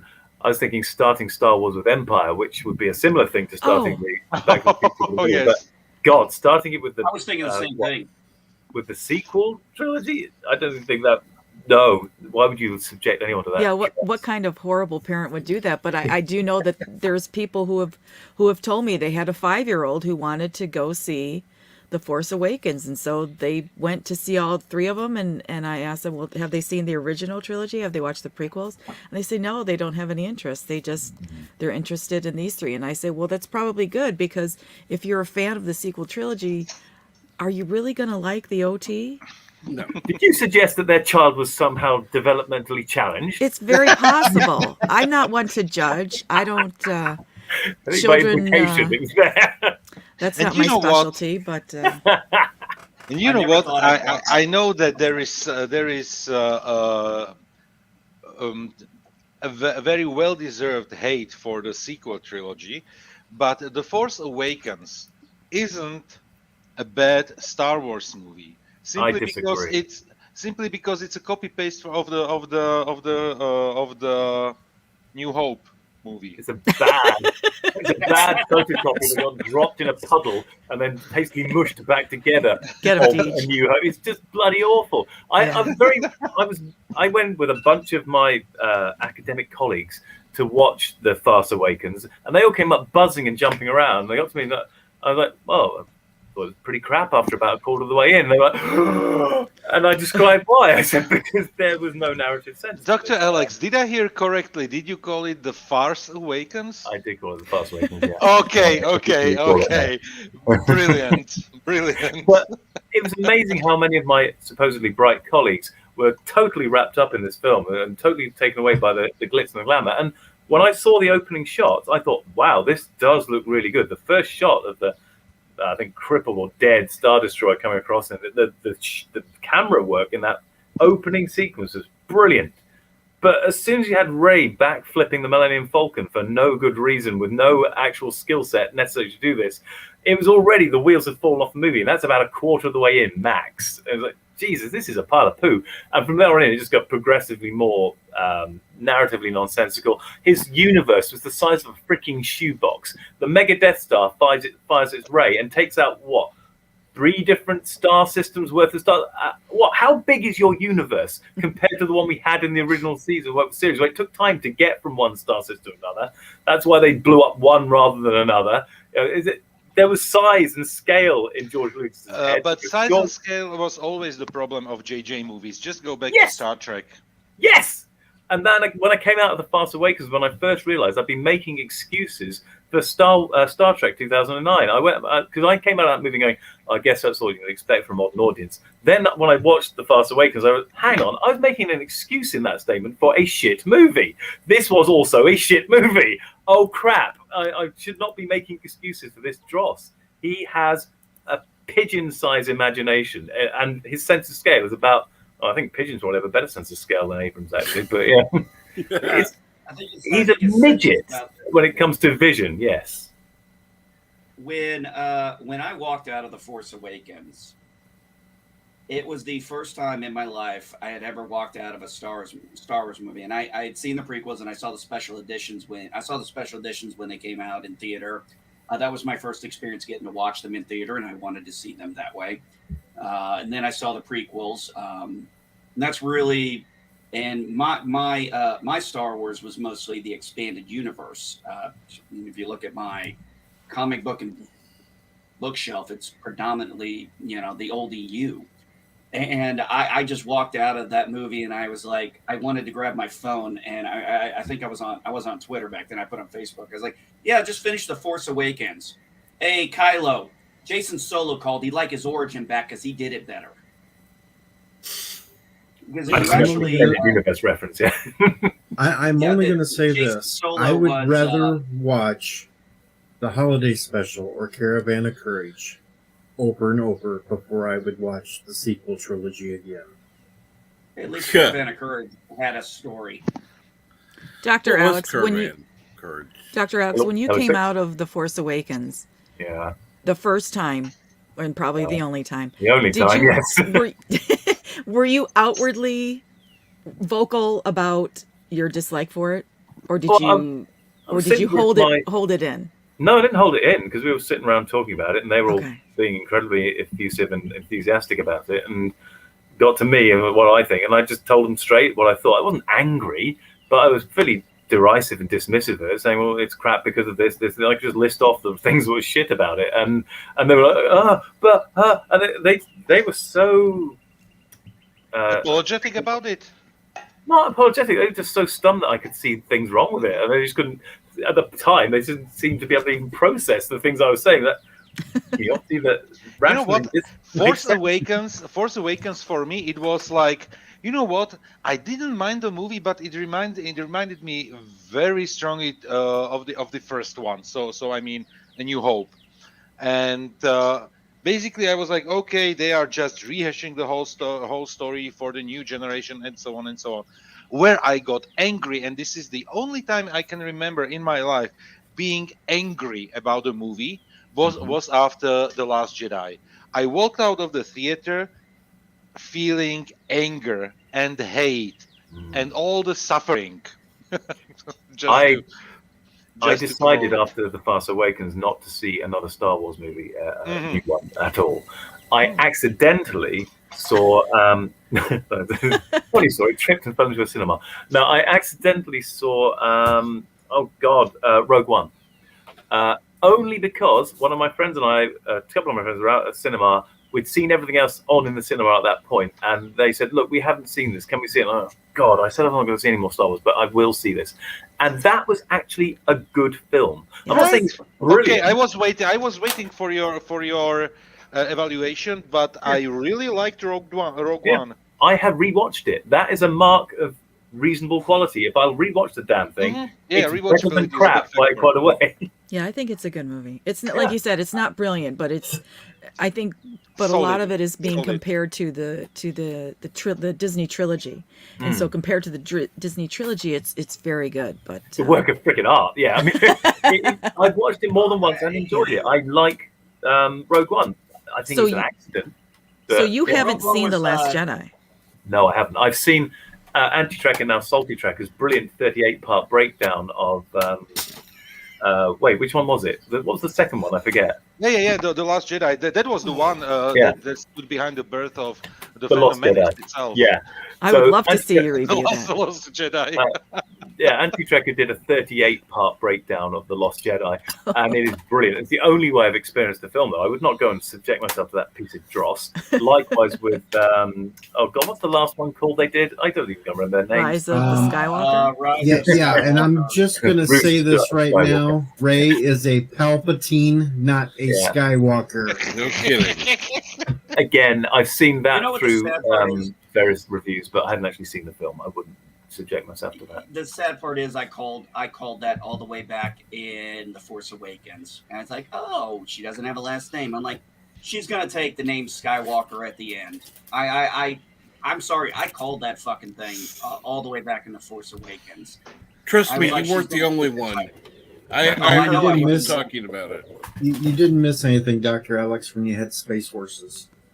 Yeah, Oh, I gosh. saw the reviews. I cringe every time somebody reminds me of those. Oh, I was terrible. I was one of the They couldn't even have freaking tauntauns. They had to bring in Space Horses. Can you believe we dissed the Ewoks? You know, it pales into insignificance now. I've always loved the Ewoks. Return of the I Jedi is can't- my I, favorite film of all time. Oh, I love the film. Yeah. I can't believe didn't people cry when diss he was Jar on. Jar.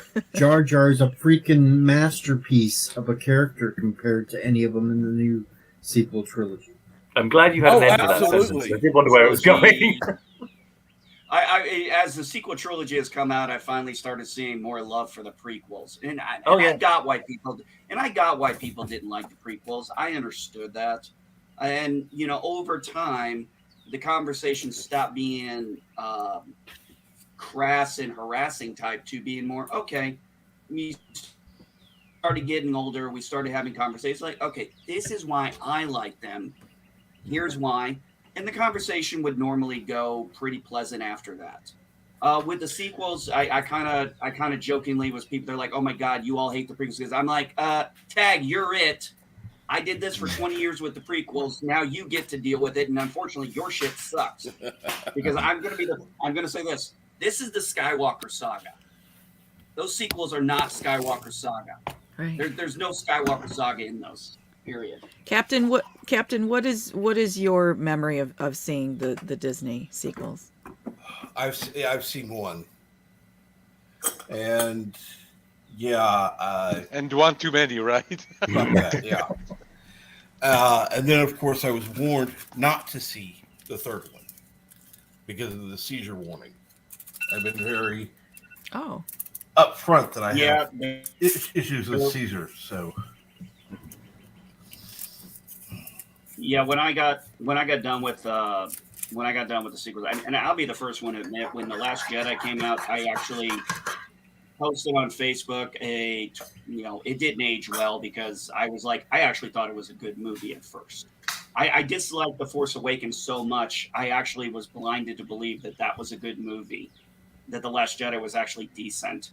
And over time, I started thinking... Is NB Grandpa Geek cutting out for anybody else, or is it my internet connection? yeah, he is a little bit. Am I cutting out? I'm sorry, guys. Oh, sorry about that. But You might need to reboot or go back. Yeah, possibly.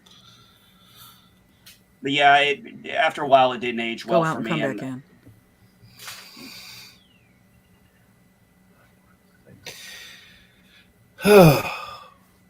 But yeah, that's unfortunately part of the problem. When things don't age well. I do think the prequels, I came out of watching the prequels when they came out in the cinema and wasn't angry or upset, but I did find them less good than the originals. That's what I came out thinking could have been better, but I didn't hate them and think they were absolute dross. I just thought I wouldn't watch these anywhere near as much as the first three, and that turned out to be true. But I did discover the Phantom edits, and one for the third one, which was of a similar ilk, where someone had fan edited the first two, the Phantom editor, as it was, and his versions are brilliant. He's cut out a lot of the Jar Jar crap. He reshot the beginning of the second one, which made the blowing up of what you think initially, if it's shot properly and cut properly, it looks like Amidala's been blown up, and there's a real shock element to the Phantom editor's version of the second one. Those versions are really good, and it shows that in the heart of those three prequel films, there were three good films hiding. They just needed to be edited heavily and made a lot better. I'm a George Lucas apologist, so I think that the prequels are practically perfect in every way. So Okay. I saw The Phantom Menace over 40 times in the theater. Okay. And Go and watch the Phantom Editor's version of the first two, Phantom Menace and... What is it called? The Phantom Editor? The Phantom Editor. So they call it Phantom Menace for the first one. And and I can't remember what the Attack of the Clones was, but it had Phantom in it somehow in the Phantom Editor's version. Normally, when you download them, wherever you get them from, they both come together, so you can normally get the Phantom Editor's first two films. Those cuts, watch them. They're shorter. It won't be much out of your life, and they are really good, tight, snappy films. I know you enjoy the original, but just as an alternate take, have a look at them, see what you think. Well, and I love Jar Jar. I was just talking to a coworker the other night, talking about. No, go ahead. Go ahead. Get the Phantom Edit version because there's an additional short film where where he's done something with the bits he took out with Jar Jar. I'm not going to spoil it, but you need to watch the little mini Jar Jar film he added in. It is the best. Because Jar Jar is such an integral part of my memory of when the Phantom Menace was coming out. I was in my 20s, and Jar Jar was heavily used in the marketing. His audio clips were used, and I remember driving home from my comic book store. I was just picking up my stash, and one of the things I had ordered was a stuffed Jar Jar, and I drove home with that Jar Jar in my lap because I was so in love with Jar Jar and just so excited. I could not believe that we were getting new canon. It absolutely blew my mind. I was so over the moon. It was probably the happiest time of my life when that movie came out. And I went to the first Star Wars celebration in Denver. It was just incredible. I met the actor, and he was just wonderful. Nothing can taint that memory. And so I have just, Jar Jar is annoying as fuck, but I have such happiness wrapped up in Jar Jar. So I can't, I can't hate on him too much. If you message me on Discord, we can get so I have copies of all three of the ones I actually watch in preference. So I can I would love that, including the bit the extra. In fact, okay, not a lie. I edited the Phantom edit so that I actually have another version where I cleaned it up a bit, but I also cut a further 20 seconds out, so there's not a single mention of midichlorians in the entire thing. Oh, I love the midichlorians. Oh. Okay, so the only improvement I made on the Phantom is taking the midichlorians out. I love the midichlorians because it explained things, and I Stop understand explaining mystery. Some mystery needs to be mystery. I don't need the mystery. I like the scientific basis for what is going on. Okay. So somebody in the medical field. Yeah. That's a huge surprise there, Six. Oh, that's funny. But yeah, I would love to see your edit, Dr. Alex. Are you on Captain Trek's Discord? Oh yeah. Okay. Yes. I'll message you through there. Thank you. Awesome. I'll get you the good Okay, stuff. Six. I have something that you don't have. Oh, Okay. I've got to go. Sorry. I'm late for my work. No Have problem. a beautiful day. Thank you. Bye bye. Is that a lunchbox, Steve? Mm-hmm. Yes. How do you know I don't have that? Originals. How do you know I don't have that? Because I'm psychic. I don't have that, but I do have a 12-foot by 12-foot storage unit full of Star Wars. That was my lunchbox as a kid. That's pretty cool. Yes, I saw the original Star Wars when it first came out. So did I. I'm that old. I'm that old too. I saw it in the theater, and So I did I. remember asking my mother why we went to see it, and she said, because I have sisters, and she said, well, you girls wanted to see it, so your father took you. So I know that I saw it, but I don't remember seeing it. My first Star Wars memory is The Empire Strikes Back, but I can say that I was there. Well, it's funny. I remember it. I saw Empire Strikes Back. And I'm going to say the day before we went shopping, and there was a book of The Empire Strikes Back, and I read it. I'm not usually a big reader, but I read the whole damn thing, and it's like, so I knew the big reveal. Mm. And so there was this smart-ass kid that was sitting next to me, and blah, blah, blah, blah, blah, blah, blah. I said, yeah, we'll just wait. Darth Vader's Luke's father, so shut up. So was the What? novelization, or was it like a kid's No. version? It was more of a kid's version, but yeah, Oh, okay. Okay. it was a. Cap, did you just spoil Star Wars to me? Uh-oh. Oh. It was, Don't tell him Leia's his sister. Jeez.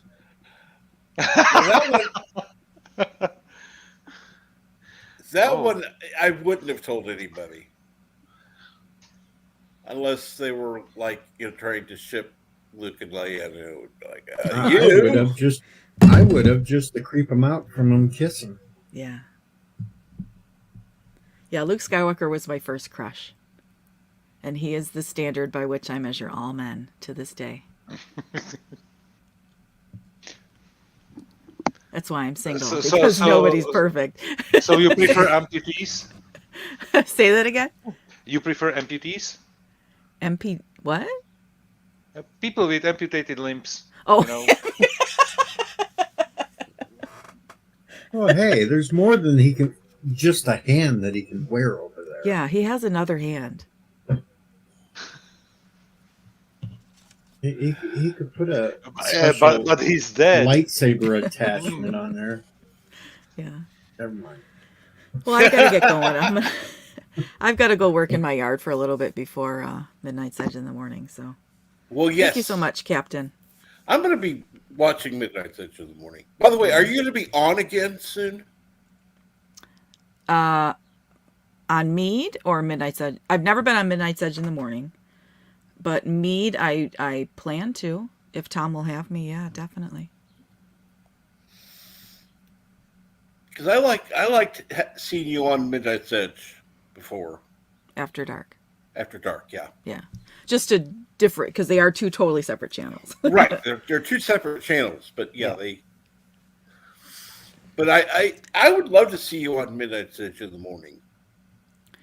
Oh, that's you know what I love? I love modding for Midnight's Edge in the morning. I really love helping Tom. I'm his little helper monkey. Yep. And I really love that. I don't know if I would really have anything to add for like Midnight's Edge in the on morning. Tom. I love Midnight's Edge in the morning exactly how it is. And I think I would just be. I like it. Don't get me wrong. Yeah. I just think you could add a different perspective to it. Well, thank you. Let me do a few years on Midnight's Edge After Dark, and then we'll see. Then maybe hit Tom up and see if if I'm worthy. But thank you. I appreciate that, Captain. You're welcome. You're welcome. See, that's the thing. That's one of the things I like about Midnight's Edge in the morning is it has a different perspective. You've got people who don't always share the same opinion, and yet they're able to get along quite well. Definitely. Yeah, it's a different environment. It's a different chat. The way I mod is different. It's totally different, but the same at the same time. It's I mean, you've got much of the same crowd, right. Fortunately, but yep. Yeah, you're right. It is a different environment, but it's you've got the same people involved with Tom and with Andre. Mm-hmm. So you've got the same edge there. It's not like watching Midnight's Edge in Espanol is a completely different channel. Mm-hmm. I mean, totally different. Yeah, I don't understand most of what they say. But yeah, that's why I love the people on it, and I love when the people from Midnight's Edge Espanol come on Midnight's Edge and Midnight's Edge After Dark. I love because then they have to speak in English. Yeah, exactly. But I watch all the Midnight's Edge Espanol videos. I'm a member of the channel. They just started memberships a few weeks ago. I'm a big fan, and I think it's fun to hear it in a different language. It just sounds absolutely. It sounds lovely. I don't know what they're saying, but it sounds beautiful. There's a lot of people that love hearing it, even if they can't speak in Espanol, because they like the people that are involved. Mm-hmm. And here we are keeping you on, and I know you need to go. So that's okay. I don't mind helping to plug plug the channels. But thank you, Captain. You're welcome. I love your channel too. Just I don't say it enough. I'm a big fan of yours. Well, thank you. And I'm I excited for appreciate your that. sub count. I love watching your sub count rise. It's great. Oh, it's funny. 280 more and he wears a bikini. What? Really? No. The bet was whoever got to 1K first. And well, you're about ready to overtake me. So that was March 1st. Hey, you get to be the one. Are you serious? That was March 1st. And that was for you, not me. No, you got thrown into it too. Orville Nation threw you in on it too, so. Oh, wow. That was March 1st. Thank God that time. No, it wasn't March 1st. Yes, it was. Can we start a new bet with a new bikini? I'll plug the fuck out of that. Oh my God, no. Yeah, let's do it. Come on. I'll put myself out there. Whichever one of us hits 1K first has to wear it. Then I'm going to be pushing your channel a lot. and nobody listens to anybody because I get pushed all over the place, and usually the numbers go backwards. So you push all you want. I'll start pimping you on Midnight's Edge. Then we'll watch your numbers rise. Deej in a bikini. Coming to a live stream near you. Nobody wants to see that because they've seen me shirtless. They don't want to see me in a bikini. I'd love to see you in a bikini. Nope. But not if somebody doesn't want to. Like Captain doesn't want to. If somebody doesn't want to, I don't like to peer pressure people. And there was as well talk when you are wearing the bikini, you get waxed before that. No, that was the whole other bet when they were trying to make me wear the Leia slave outfit. I'd rather watch the waxing. Because we even had a woman lined up to wax me and everything, but she's disappeared now, so I'm safe from that one. All right. Well, I'll leave it to you guys to work out the details. All right. Thank you, Captain, for letting me on. I appreciate you. Absolutely. And what time is Midnight Edge in the morning? It is at 12:05 Eastern, so it is in 2.5 hours. 2.5 hours, absolutely. Give or take 20 minutes, because sometimes... sometimes they don't start on time. And that's okay. Because there's always chat. You know, you can always talk to people in chat. Absolutely. So. And people always blame Tom. People always blame Tom for the show starting late. But I'm like, well... Andre's part of it too. He's got younglings underfoot, and so people have other stuff going on. So it's not like a factory where they have to punch a clock. So. Well, I can personally say, working with Tom before on Name That Tune, he was usually one of the last ones to show up. Yeah, well, I won't speak to that. He's my boss, so. But yeah, you guys should do another Name That Tune. I've already challenged Tom that once we get Name That Tune going full sprint again, that there's going to be a special show where I take him on again, because I think we're tied with wins against each other. Really? Do you do trivia too? Well, I try to do some trivia, but because he's the king of trivia. I went up against Tom because, two DJs slugging it out. Yeah. Yeah, well, I'll keep my eyes open for that. And but the trivia part, no, I know Tom knows way too damn much. I'd get my ass stomped on that. Hi, Rob. Good morning, Rob. How are you? Apes don't Unless maybe it was music trivia. Oh, that might be interesting. Yeah, I find it funny. There have been people I see in this chat that I remember seeing on other streams, like Midnight Edge streams. So yeah, I see Rob every day. A day without Rob is a day without monkey love. And they called it monkey love. Rob's a friend of mine. He's cool. Okay, I'm gonna go work in my yard. Try to grow a lawn this year. Take care, y'all. See you later. You Take take care, Six. Six. Bye See you bye. later. Of I'm course, not sure we I have. want to know about Monkey Love. Well, he has a monkey avatar. If you look at the picture, No, It's a- but never mind.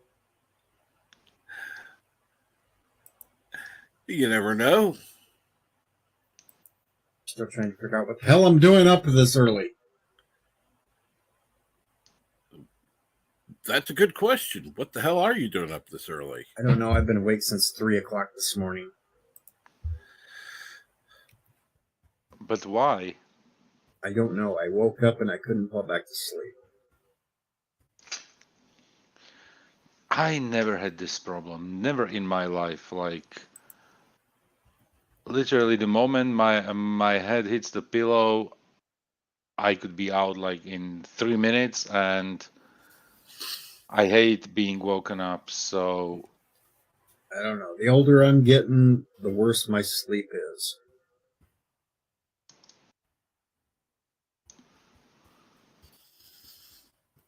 Well, maybe you need to find a way to relax and get some sleep. I tried that. It didn't work. It just gave me carpal tunnel. Oh Lord, that wasn't. Hey, at what I least had I in said it in a nice way. Damn. Yeah, you said it in a nice way, but you said it in a way that there is no doubt what you meant. What? I was cleaning. You were clean.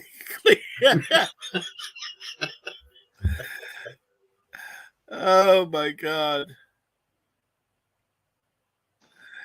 Good morning, Metaguide. Good morning, Rob Altus. Oh Lord, who else have I missed? I better get some decent sleep tomorrow because tomorrow night may turn into a late night. Really? How come? I'm doing the birthday stream tomorrow night. Oh, that's right. It's today's Friday. That means tomorrow's Saturday. You're right. Well, the only way it won't turn into a late night is if nobody shows up. But I've had a couple of people that said they would stop by for the stream. Mm-hmm.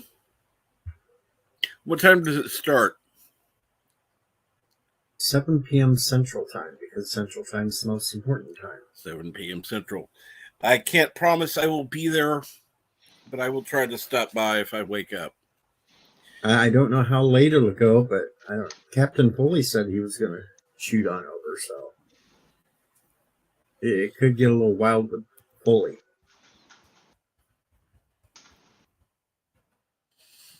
Somebody backstage. Let's see what's going on. Indie Geek is back. Let's see if it works better this time. Yeah, let me know if it's not. Well, it wasn't quite your microphone anyway. It was just like your internet kept stuttering, making you a robot. Wish I could have heard it. Unfortunately, only you guys can tell that. Well, I hope you guys enjoyed the shower as much as I did.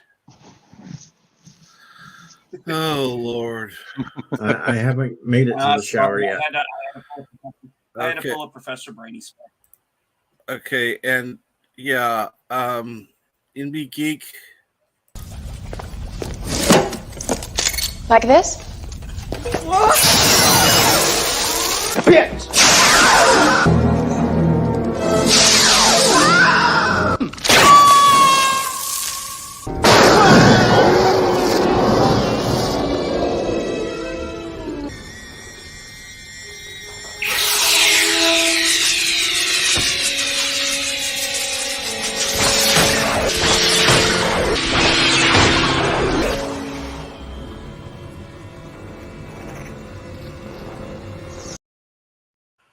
I'm sorry, Kim Cattrall, the hottest she looked was important. I deserve that, by the way, folks.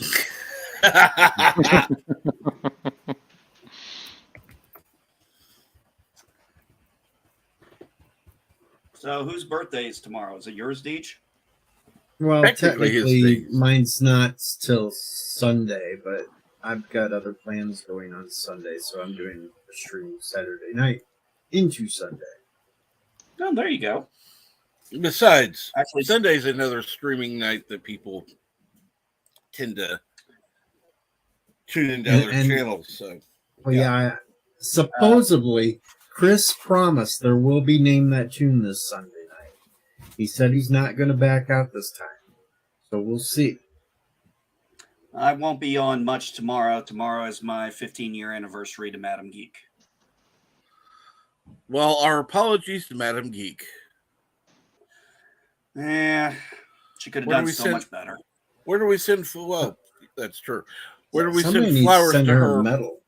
Yeah, metal would be even better. Yeah. Putting up with old grandpa here for that long? Damn. Tough woman. Yeah, it's definitely been it's been great. I mean, honestly, we got each other through probably the worst times. Honestly, if it hadn't been for her and she says for me, neither one of us would have probably made it through our 20 years in the military. We'd have got out long ago. We really kept each other going through a lot of it. More her than me, let's be honest. Right. So What about you, Pat? What are you doing this weekend? that's just what I was about to ask. Actually, I'm going to try to get through watching a couple movies, but I have a recommendation not to watch. Don't watch the Batman. Don't watch the Batman. Oh, I am going to watch the Batman if I can get it to the damn thing to load. By the way, Kronos, have you seen the Batman? I know you have access, so have you seen the Batman? And Alexander, you take care. And just for that, since you're going to be going, access. I have access to the Batman, and I'm still putting it off, not wanting to watch it, and rewatching Gotham. And since he's got to be going, I got to play it for him. Listen to me very carefully, because I'm only going to say this once. Coffee. Black. Coffee. Black. While I've got your attention, there are... Coffee first. Well, this mentor would like another cup of coffee. I'm just going to have to give up coffee. Want some coffee? If I'm not mistaken, that's your third cup this morning. Fourth, and on a day like today, it won't be my last. Coffee. The finest organic suspension ever devised. Commander, set a new course. There's coffee in that nebula.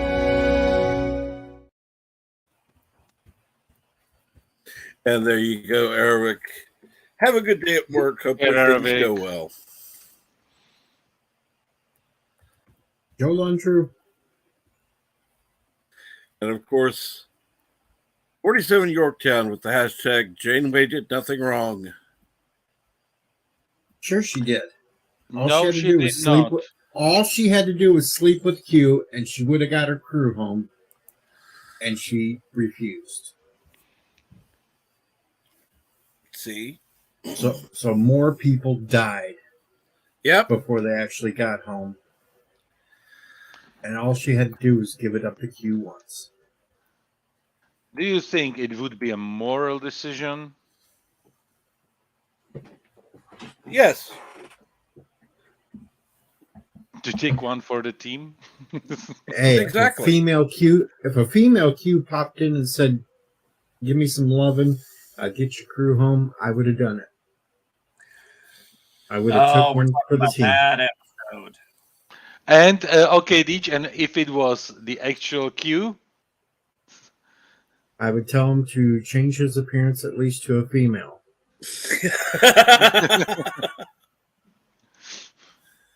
He's cute. He can do that. Yes, he can.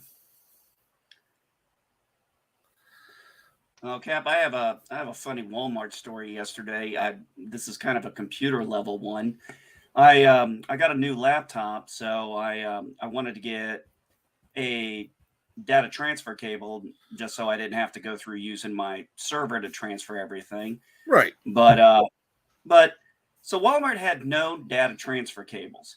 Yet somehow they had they had two rows hanging up of VGA cables.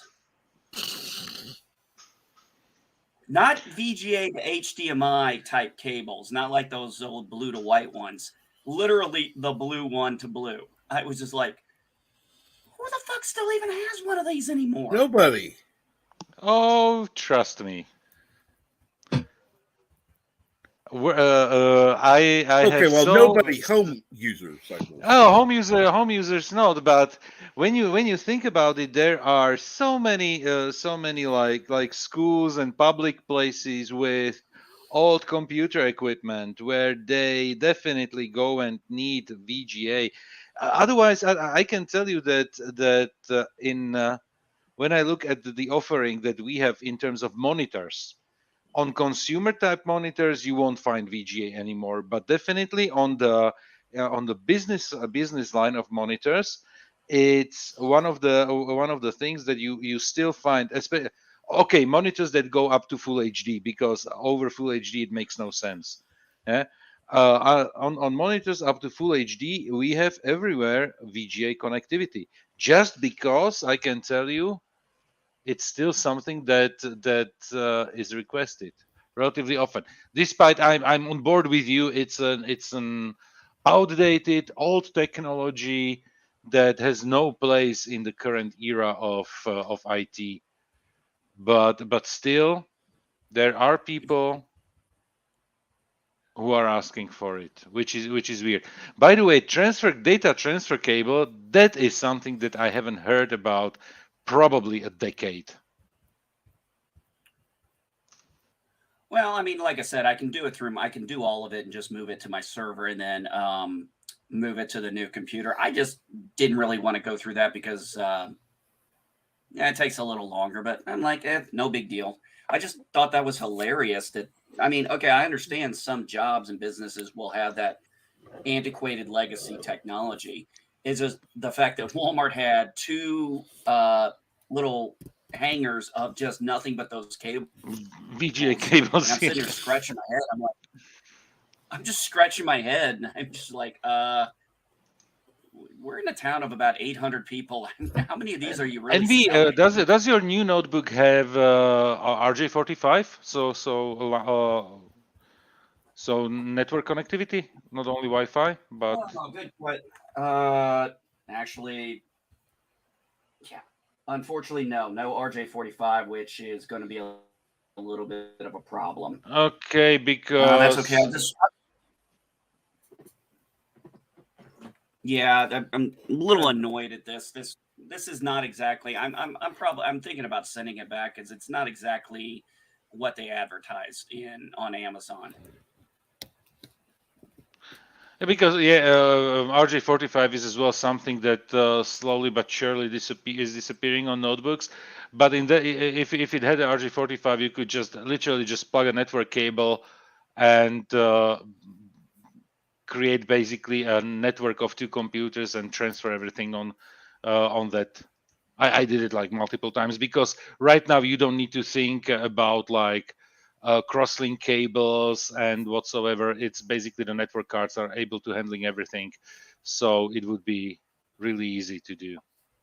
Yeah, I mean, yeah, you're right. I could have used an RJ45 and just done it that way. But then I looked at it, I was like, shit, there's no RJ45 on this thing. I was like, wait a minute.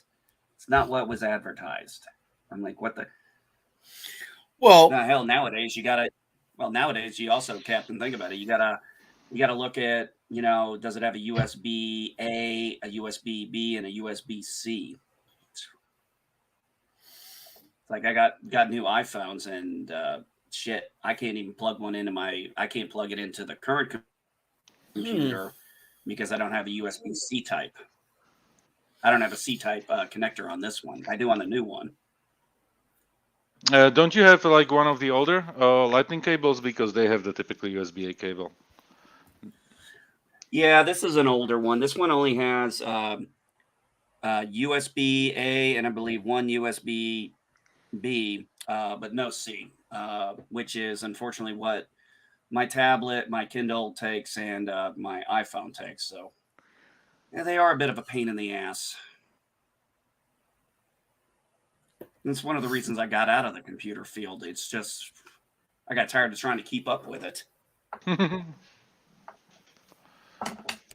Yeah, and Type C, that's a funny story because it's Type C, it's Thunderbolt, it's 3 million different speeds, 5 million different specifications, and you get lost in it so easily. I think for me was when we went away from when we went to the new IP system. Mm-hmm. Look, I can do IP4 virtually no problem. I know how to work an IP4. I know how to set that up, but IP6, oh, that's whoa. I know why they did it, but damn, that is a pain in the ass.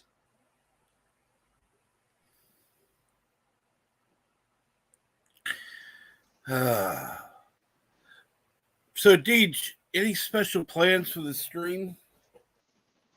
Any special guests that might be coming on, or Besides Captain Pulley? right? Well, if we play Jackbox, I know Piper wants to show up to play. Cool. So there might I'll be have Jackbox. Cool. I'm sure there'll be Jackbox at some point during the thing. A couple other people I've talked to that may pop in from. Awesome. But it's going to basically be just a normal Deej stream where we just hang out and have fun. Well, that sounds good. I didn't know if there was anything that, definitely have to get Foley in. You might want to see if Salty's available so you can make fun of him. I made fun of him last night. Yeah, but it's more fun to do on your own stream where you can kick him. Well, I had fun because he tried to say that I was born in 1699. So I had to turn around and say, well, you were born in 1492, so... Oh, I saw that part, yeah. I thought he was born in, whatever, because, he was changing diapers on Jesus.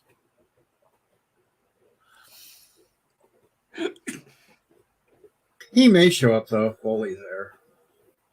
That's true. If Foley's there, he might show up. I got to send multiple reminders to Foley tomorrow because, well, he was intoxicated when he agreed to show up for the party. Well, it's going to involve, oh, Lord, another shirtless Foley stream.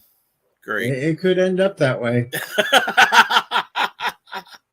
If he drinks as much as he was the other night while he was doing his stream, if he does that on my stream, it could end up with a shirtless Foley. As long as he stops at the shirtless part, that's okay. Yeah.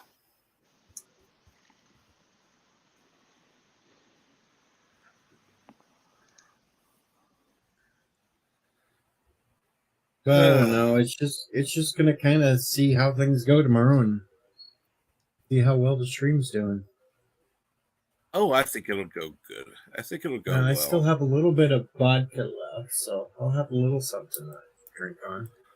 Oh, that's good. Ooh, vodka goes down smooth. Make me a couple of screwdrivers and just sit there and drink. Oh, that sounds cool. What kind of vodka? It's New Amsterdam. Nice. There was this vodka I used to get back in South Carolina. It was called Freeze, not spelled differently, but it was called Freeze, and it was honestly some of the best damn vodka I'd ever bought. Unfortunately, I can't find it up here. But New Amsterdam is also a good choice. The one plus about Piper showing up, she said she may show up in her Barbie outfit. Ah, never seen that. Oh, you'd remember it if you ever saw it, because I'm gonna let my mind just wander there. Yeah, it's a little bit revealing. And she wears the big long blonde wig too. So Yeah, she can't wear. Unfortunately, she can't wear a ginger hair color. That'll get her banned off YouTube. Because apparently, social media has a thing about gingers.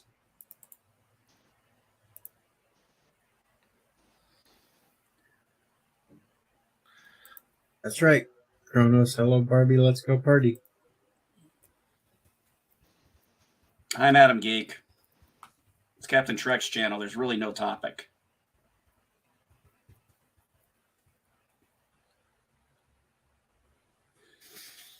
Kronos, how dare you say that about gingers?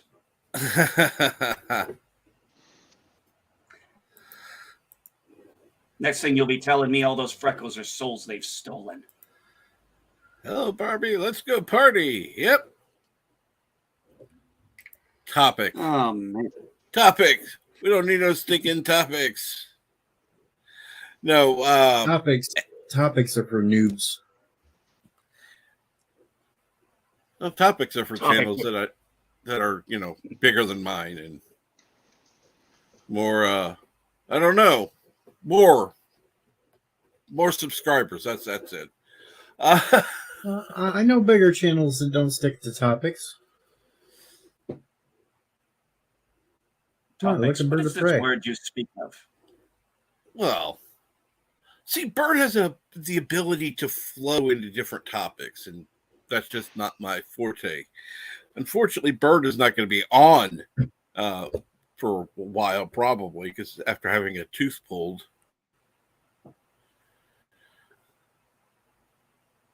Mountains of Elysium says, I'm not a ginger, but I'm a proud carrier of the ginger gene. Nice. So he did have the tooth pulled out, huh? Yep.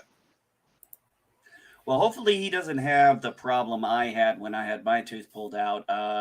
They didn't shave the bone down far enough, so I had to go in like 3 times to get it shaved down before the gum would actually grow over it. Oh, see, I've never had that problem, although I had one time where there was an infection. The dentist didn't notice, and so I got violently sick the next day, or that night, I should say. And I ended up in the hospital. Last tooth I had pulled, I did it myself out in the tractor. Never have. Did you have like a sepsis or something, or what did they call it? No. Or was it just infected? It was infected. They had to. I finally, for whatever reason, the hospital couldn't diagnose it, so I went to the dentist here, which cost more. They were able to diagnose it real quickly and tell them what meds to give.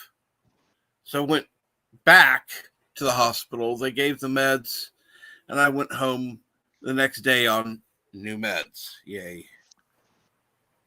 Yeah, that's what I was trying to say, Madam Geek. Dry socket. Because I remember that was a risk that I could have got when I got my wisdom teeth pulled out because I was a smoker back then. But thankfully, I didn't develop dry socket. Although I couldn't really smoke for a few days because my mouth hurt like hell. Yeah, it's like shit.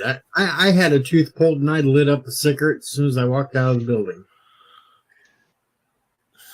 Well, when I went to the dentist, I was like, yeah, there's this issue with my back molar. It's, I told him every detail about what was going on with it. And he's like, your tooth is dead. I'm like, a tooth can die? Well, yeah. And then he's like, yeah, do you want to get scheduled? He's like, yeah, we can schedule with a specialist for a root canal. It'll probably take about a month and we can't guarantee that'll work. And I just looked at him. I was like, can we just pull the damn thing out? He's like, yep, that's the second option. If you want that, we can do that right now. I'm like, just pull the damn tooth out. Absolutely. Have you ever seen somebody with a completely black tooth? Yep. That's a dead tooth. I've seen what happens to people who've been on meth a little too long. No. I'm talking teeth? there's a tooth. when you see somebody, there's sometimes you'll see a person that has a completely black tooth. That is a tooth that died. No, that I have never actually seen myself. Well, I've seen one that it was pulled out of my mouth, and obviously, it wasn't dead, but it was dying. So, Well, I have a feeling that chances are, if I had left that tooth go, it probably would have ended up because he said it was dead. So it probably would have gone black and started decaying, and it would have been a whole lot worse, I'm sure. I pulled one out in the tractor that the damn root was longer than the tooth itself. You actually pulled your tooth out using the tractor? Well, the steering wheel on the tractor, I just kind of tied a little thing and jerked it, and it popped right out. oh, ouch! Painful. Yeah. Yosef, you have anything to add to this? Your topic would be welcome. I just imagined right now the Castaway scene with Tom Hanks using the ice skate for slamming out his tooth. Yeah. No, you know what? Nothing to add to this topic. I have like 32 of my teeth. Still the full set, so I have nothing to add to the topic of pulling teeth.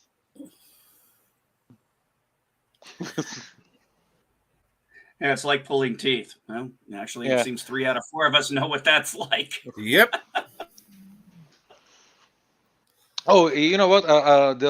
There was one tooth that I got pulled, but it was one of the when I was like 4. Ah, baby tooth. Baby tooth, yeah. Because there was the other one was already trying to get out, and the baby tooth was still there. So that one I got pulled, but that was it basically. Ah, so you okay? You had a tooth removed. Oh yeah, I've but seen that before. It was a baby tooth. Yeah. Yeah, you had a tooth removed because it was in the way of the grown-up tooth coming in. Yeah, I've seen that happen before to people where the tooth starts coming in, and unfortunately the other one just is being stubborn and will not leave. I'm just very saddened that we are not like sharks, that the teeth would grow constantly, you know. Basically, because sharks are because what's interesting that sharks are basically losing their teeth. They are just swapping them out. Basically, a tooth goes bad and the shark just swaps it out for a new one, which is a very interesting concept. That would be very much welcome, and there would be no dentistry required in the world. Maybe like here and what there. is it? Sharks are their own. Yeah, literally, sharks are their own dentist. Oh, that tooth's broke, and I got a replacement right here. Yeah, because during when they are hunting, it often happens that the tooth breaks. So if it breaks, another one comes in. They have as well something. I know that they have like a limited number of teeth, but it usually lasts more than enough. And they have like definitely more than the 32 that a grown human has. They have how many rows of teeth? I don't know, like 2 or 3 rows of teeth, which is just crazy. I think it depends on what type of shark, but yeah. Yeah. Oh, of course. I think great whites have like 2 or 3 sets. It's interesting when you see their skeleton and you see all those teeth that are in the back, and you're like, oh wow. Okay. Definitely not something I would like to see while swimming or something. And the craziest thing was because when you hear like stories about Australia and the surfers that get that are losing limbs there just because they are being attacked by a shark, and it's like, okay, this is something that probably is never going to happen to me. And then when was it? I think 2 or 3 years ago, right when there was the summer season coming in, summer holiday season, and we were planning like let's go to Croatia. Exactly the spot that we chose, they reported a shark there as well. So I was like, okay, definitely we're changing the region. Now, Croatia's an island, correct? No. Croatia is a part of ex-Yugoslavia, but they have many islands. They are coastal country. Basically, from they took like 95% of the coastal area of former Yugoslavia, and they have as well many islands. Some of them you can go with a how do you call it, the boats, or some of them are connected with bridges as well. Okay. Some of them are pretty like nice large islands. Some of them are really like small, and there is literally like you see in all those drawn jokes where you have like a small island beach around, and like one or two not houses but hotel resorts on that island, and that's basically it. It's literally just for tourism. Yeah. And I think when you're talking boat, are you referring to maybe a ferry? Ferries, yeah, of course, ferries, yeah. The word didn't come to my mind. I've only done a ferry, I think, twice. Once we did a ferry boat when we were in between the United States and Canada, because there was a ferry that would take you over by the Horseshoe Lake Falls, which was very nice. Well, would somebody clip what NB said before, please? Just please clip that. I've only had a couple of ferries. Yep. Oh boy. Insert foot in mouth again. Yeah.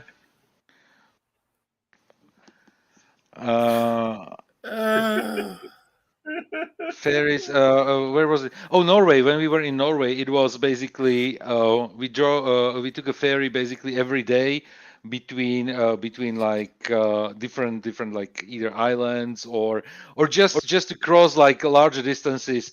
We just took a ferry with a car, and it was interesting. It's not like I knew that was coming. Madam Geek here. She's like, her son and I went to her son and our son and her. They went to New York for a field trip, and she said, they took the ferry out to go see the Statue of Liberty. And I guess the tide was low because they almost got stuck. Mm-hmm. I was like, damn, the tide was that low.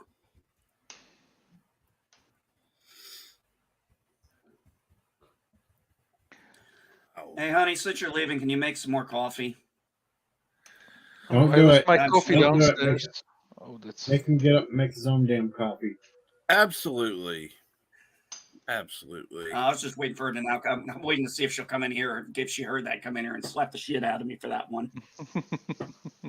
Yeah, go in there and slap the shit out of him. Make him turn the camera on first so we can watch it. Absolutely. That would be a wonderful thing to have on. Before we end the stream, let's go ahead and have NB Geek getting slapped upside the head. That would be a wonderful thing to see. Hold on. Make sure it's a good hit, because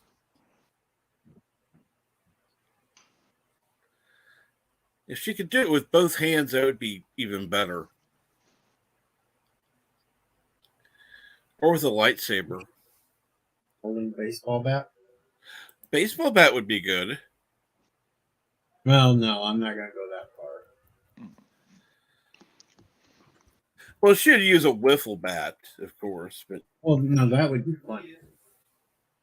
Beaten by a wiffle bat. I'm sorry, honey. They demanded it. The people have spoken. They want to see you slap me. Why? We've been doing really good lately, haven't we? Oh, that's not the point. They just find it more entertaining. No hugs. Come on, you got to do better than that. Yeah, that was a good one. That's much better. Much better. Much better. Let's put a disclaimer out there that it's all show. It's not real. Or it's just a disclaimer. It's all for show. Yes, we are not Will and Jada Pinkett Smith. Or Johnny and Amber. It's all for show. I hope you're not Johnny and Amber. I don't want to think about you taking a dump on his side of the bed. Oh! Oh, did that really happen? Yeah, she tried to blame it on the dog, and he's like, it was too damn big to be from a little dog. It was huge. That's just low. I know that there was We've got to find something else to end this on because we can't end on that note. Oh my God! I know that there was a trial right now or something with Johnny giving his view on things. I think it's a defamation lawsuit. Yeah. So Yeah, definitely, I don't know how it will end, but that all came up like 2 days ago when he first took the stand. They started asking him questions about that, and that's when he explained about the size and her trying to blame it on the dog when it looked like human instead of a little Pomeranian. Yeah. Usually, could you imagine being in the court? Could you imagine being in the court and having to listen to that? Oh boy! Talk about a shit Can you story. imagine being on the jury and having to listen to that, where you're having to try to not react? Yeah. Yeah, it was really funny watching her reaction as he's told that story. She's like just trying to put her head down, not look at anybody during that part of it. I've only seen a little bit of this trial. I haven't paid a lot of attention to it. I haven't paid any attention to it. I've seen people talk about it on YouTube, but I haven't heard anything about it personally. I only catch the highlights of people making fun of it. Yeah, exactly. Yeah, the only thing I really know about it is I've seen a little bit of clips here and there. Every time they pan the camera to her, she looks like she is just so bored to even be there. She's got this look like, why am I even bothering with this? This isn't worth my time. I'm so much better than this. Yeah, until she gets. I don't know how it ends, but I'm rooting for Johnny here. Definitely. I just keep looking at her saying, without all the makeup on, she's not that good looking. No, she's not. No, she gives Brie Larson a run for her money on the resting bitch face.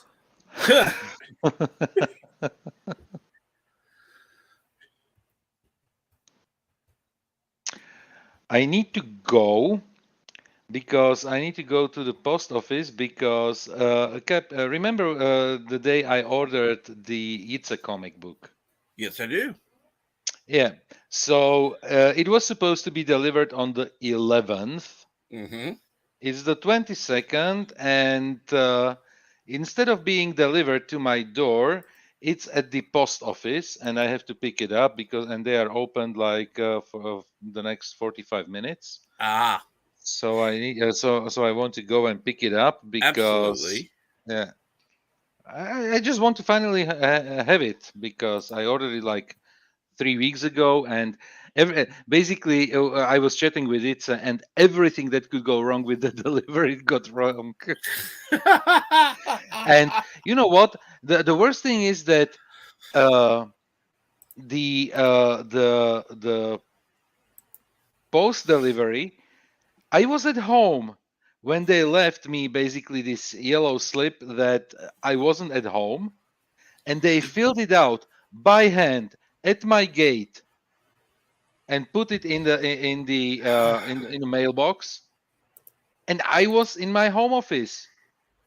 Uh-huh. Why didn't they either call me or ring the doorbell?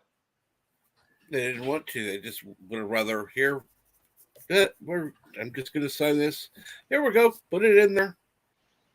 Oh, I've had similar issues with like UPS and FedEx. They'll put a package out on my door, but they don't put it out on the front door. They are supposed to put it on the back door, which would be fine. except they stop about 20 feet from the back door and put it right next to my trash cans. And I'll come out there and there'll be no knock, no doorbell, no nothing. It's just all of a sudden I walk out, there's a package next to my trash cans. And I'm like, you lazy motherfucker. What? I had a ignorant thing to do. We've actually when we ordered our new phones, they were like, yeah, we have to sign for these. And I was like, oh hell no, you ain't gonna play that game that we're not here. We actually printed out signs that said, FedEx, we're here. Ring the doorbell and knock loud. The 2 cars out front should be a tip off.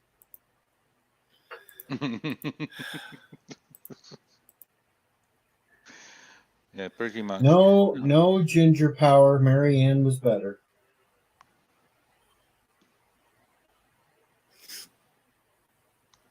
So anyway, Captain, I need to go because otherwise I won't get the comic book. And I would say thank you very much for having me. It was a pleasure talking to you once again after such a long time. NB Geek, take care. Deej, good to see you. And I saw that your birthday stream is set for 2 a.m. in the morning. So I don't know how long you will stream, if I will be able to join. But I will wish you a happy birthday either that day or the day after. As long as you don't put out a video singing "Happy Birthday" to me, I'm not going. You could always say "Happy Birthday" stream. That way, you're not actually wishing him a happy birthday. So you're technically. I could be still going when you wake up, though. That's true. Yeah. And Mountains, do you think they were really afraid of the cats? Thank you very much. Okay, take care, gentlemen. Bye-bye. Take care. And with that, I do want to thank everybody for joining me this morning. Thank you so much. We had so many people in chat. Thank you for being here. I do want to thank everybody who's been on the panel and everybody who's been in the chat. Thank you so much. You all have a great day, and I will see you soon. Remember one thing. Get capped to 1K for a bikini. No. Just no.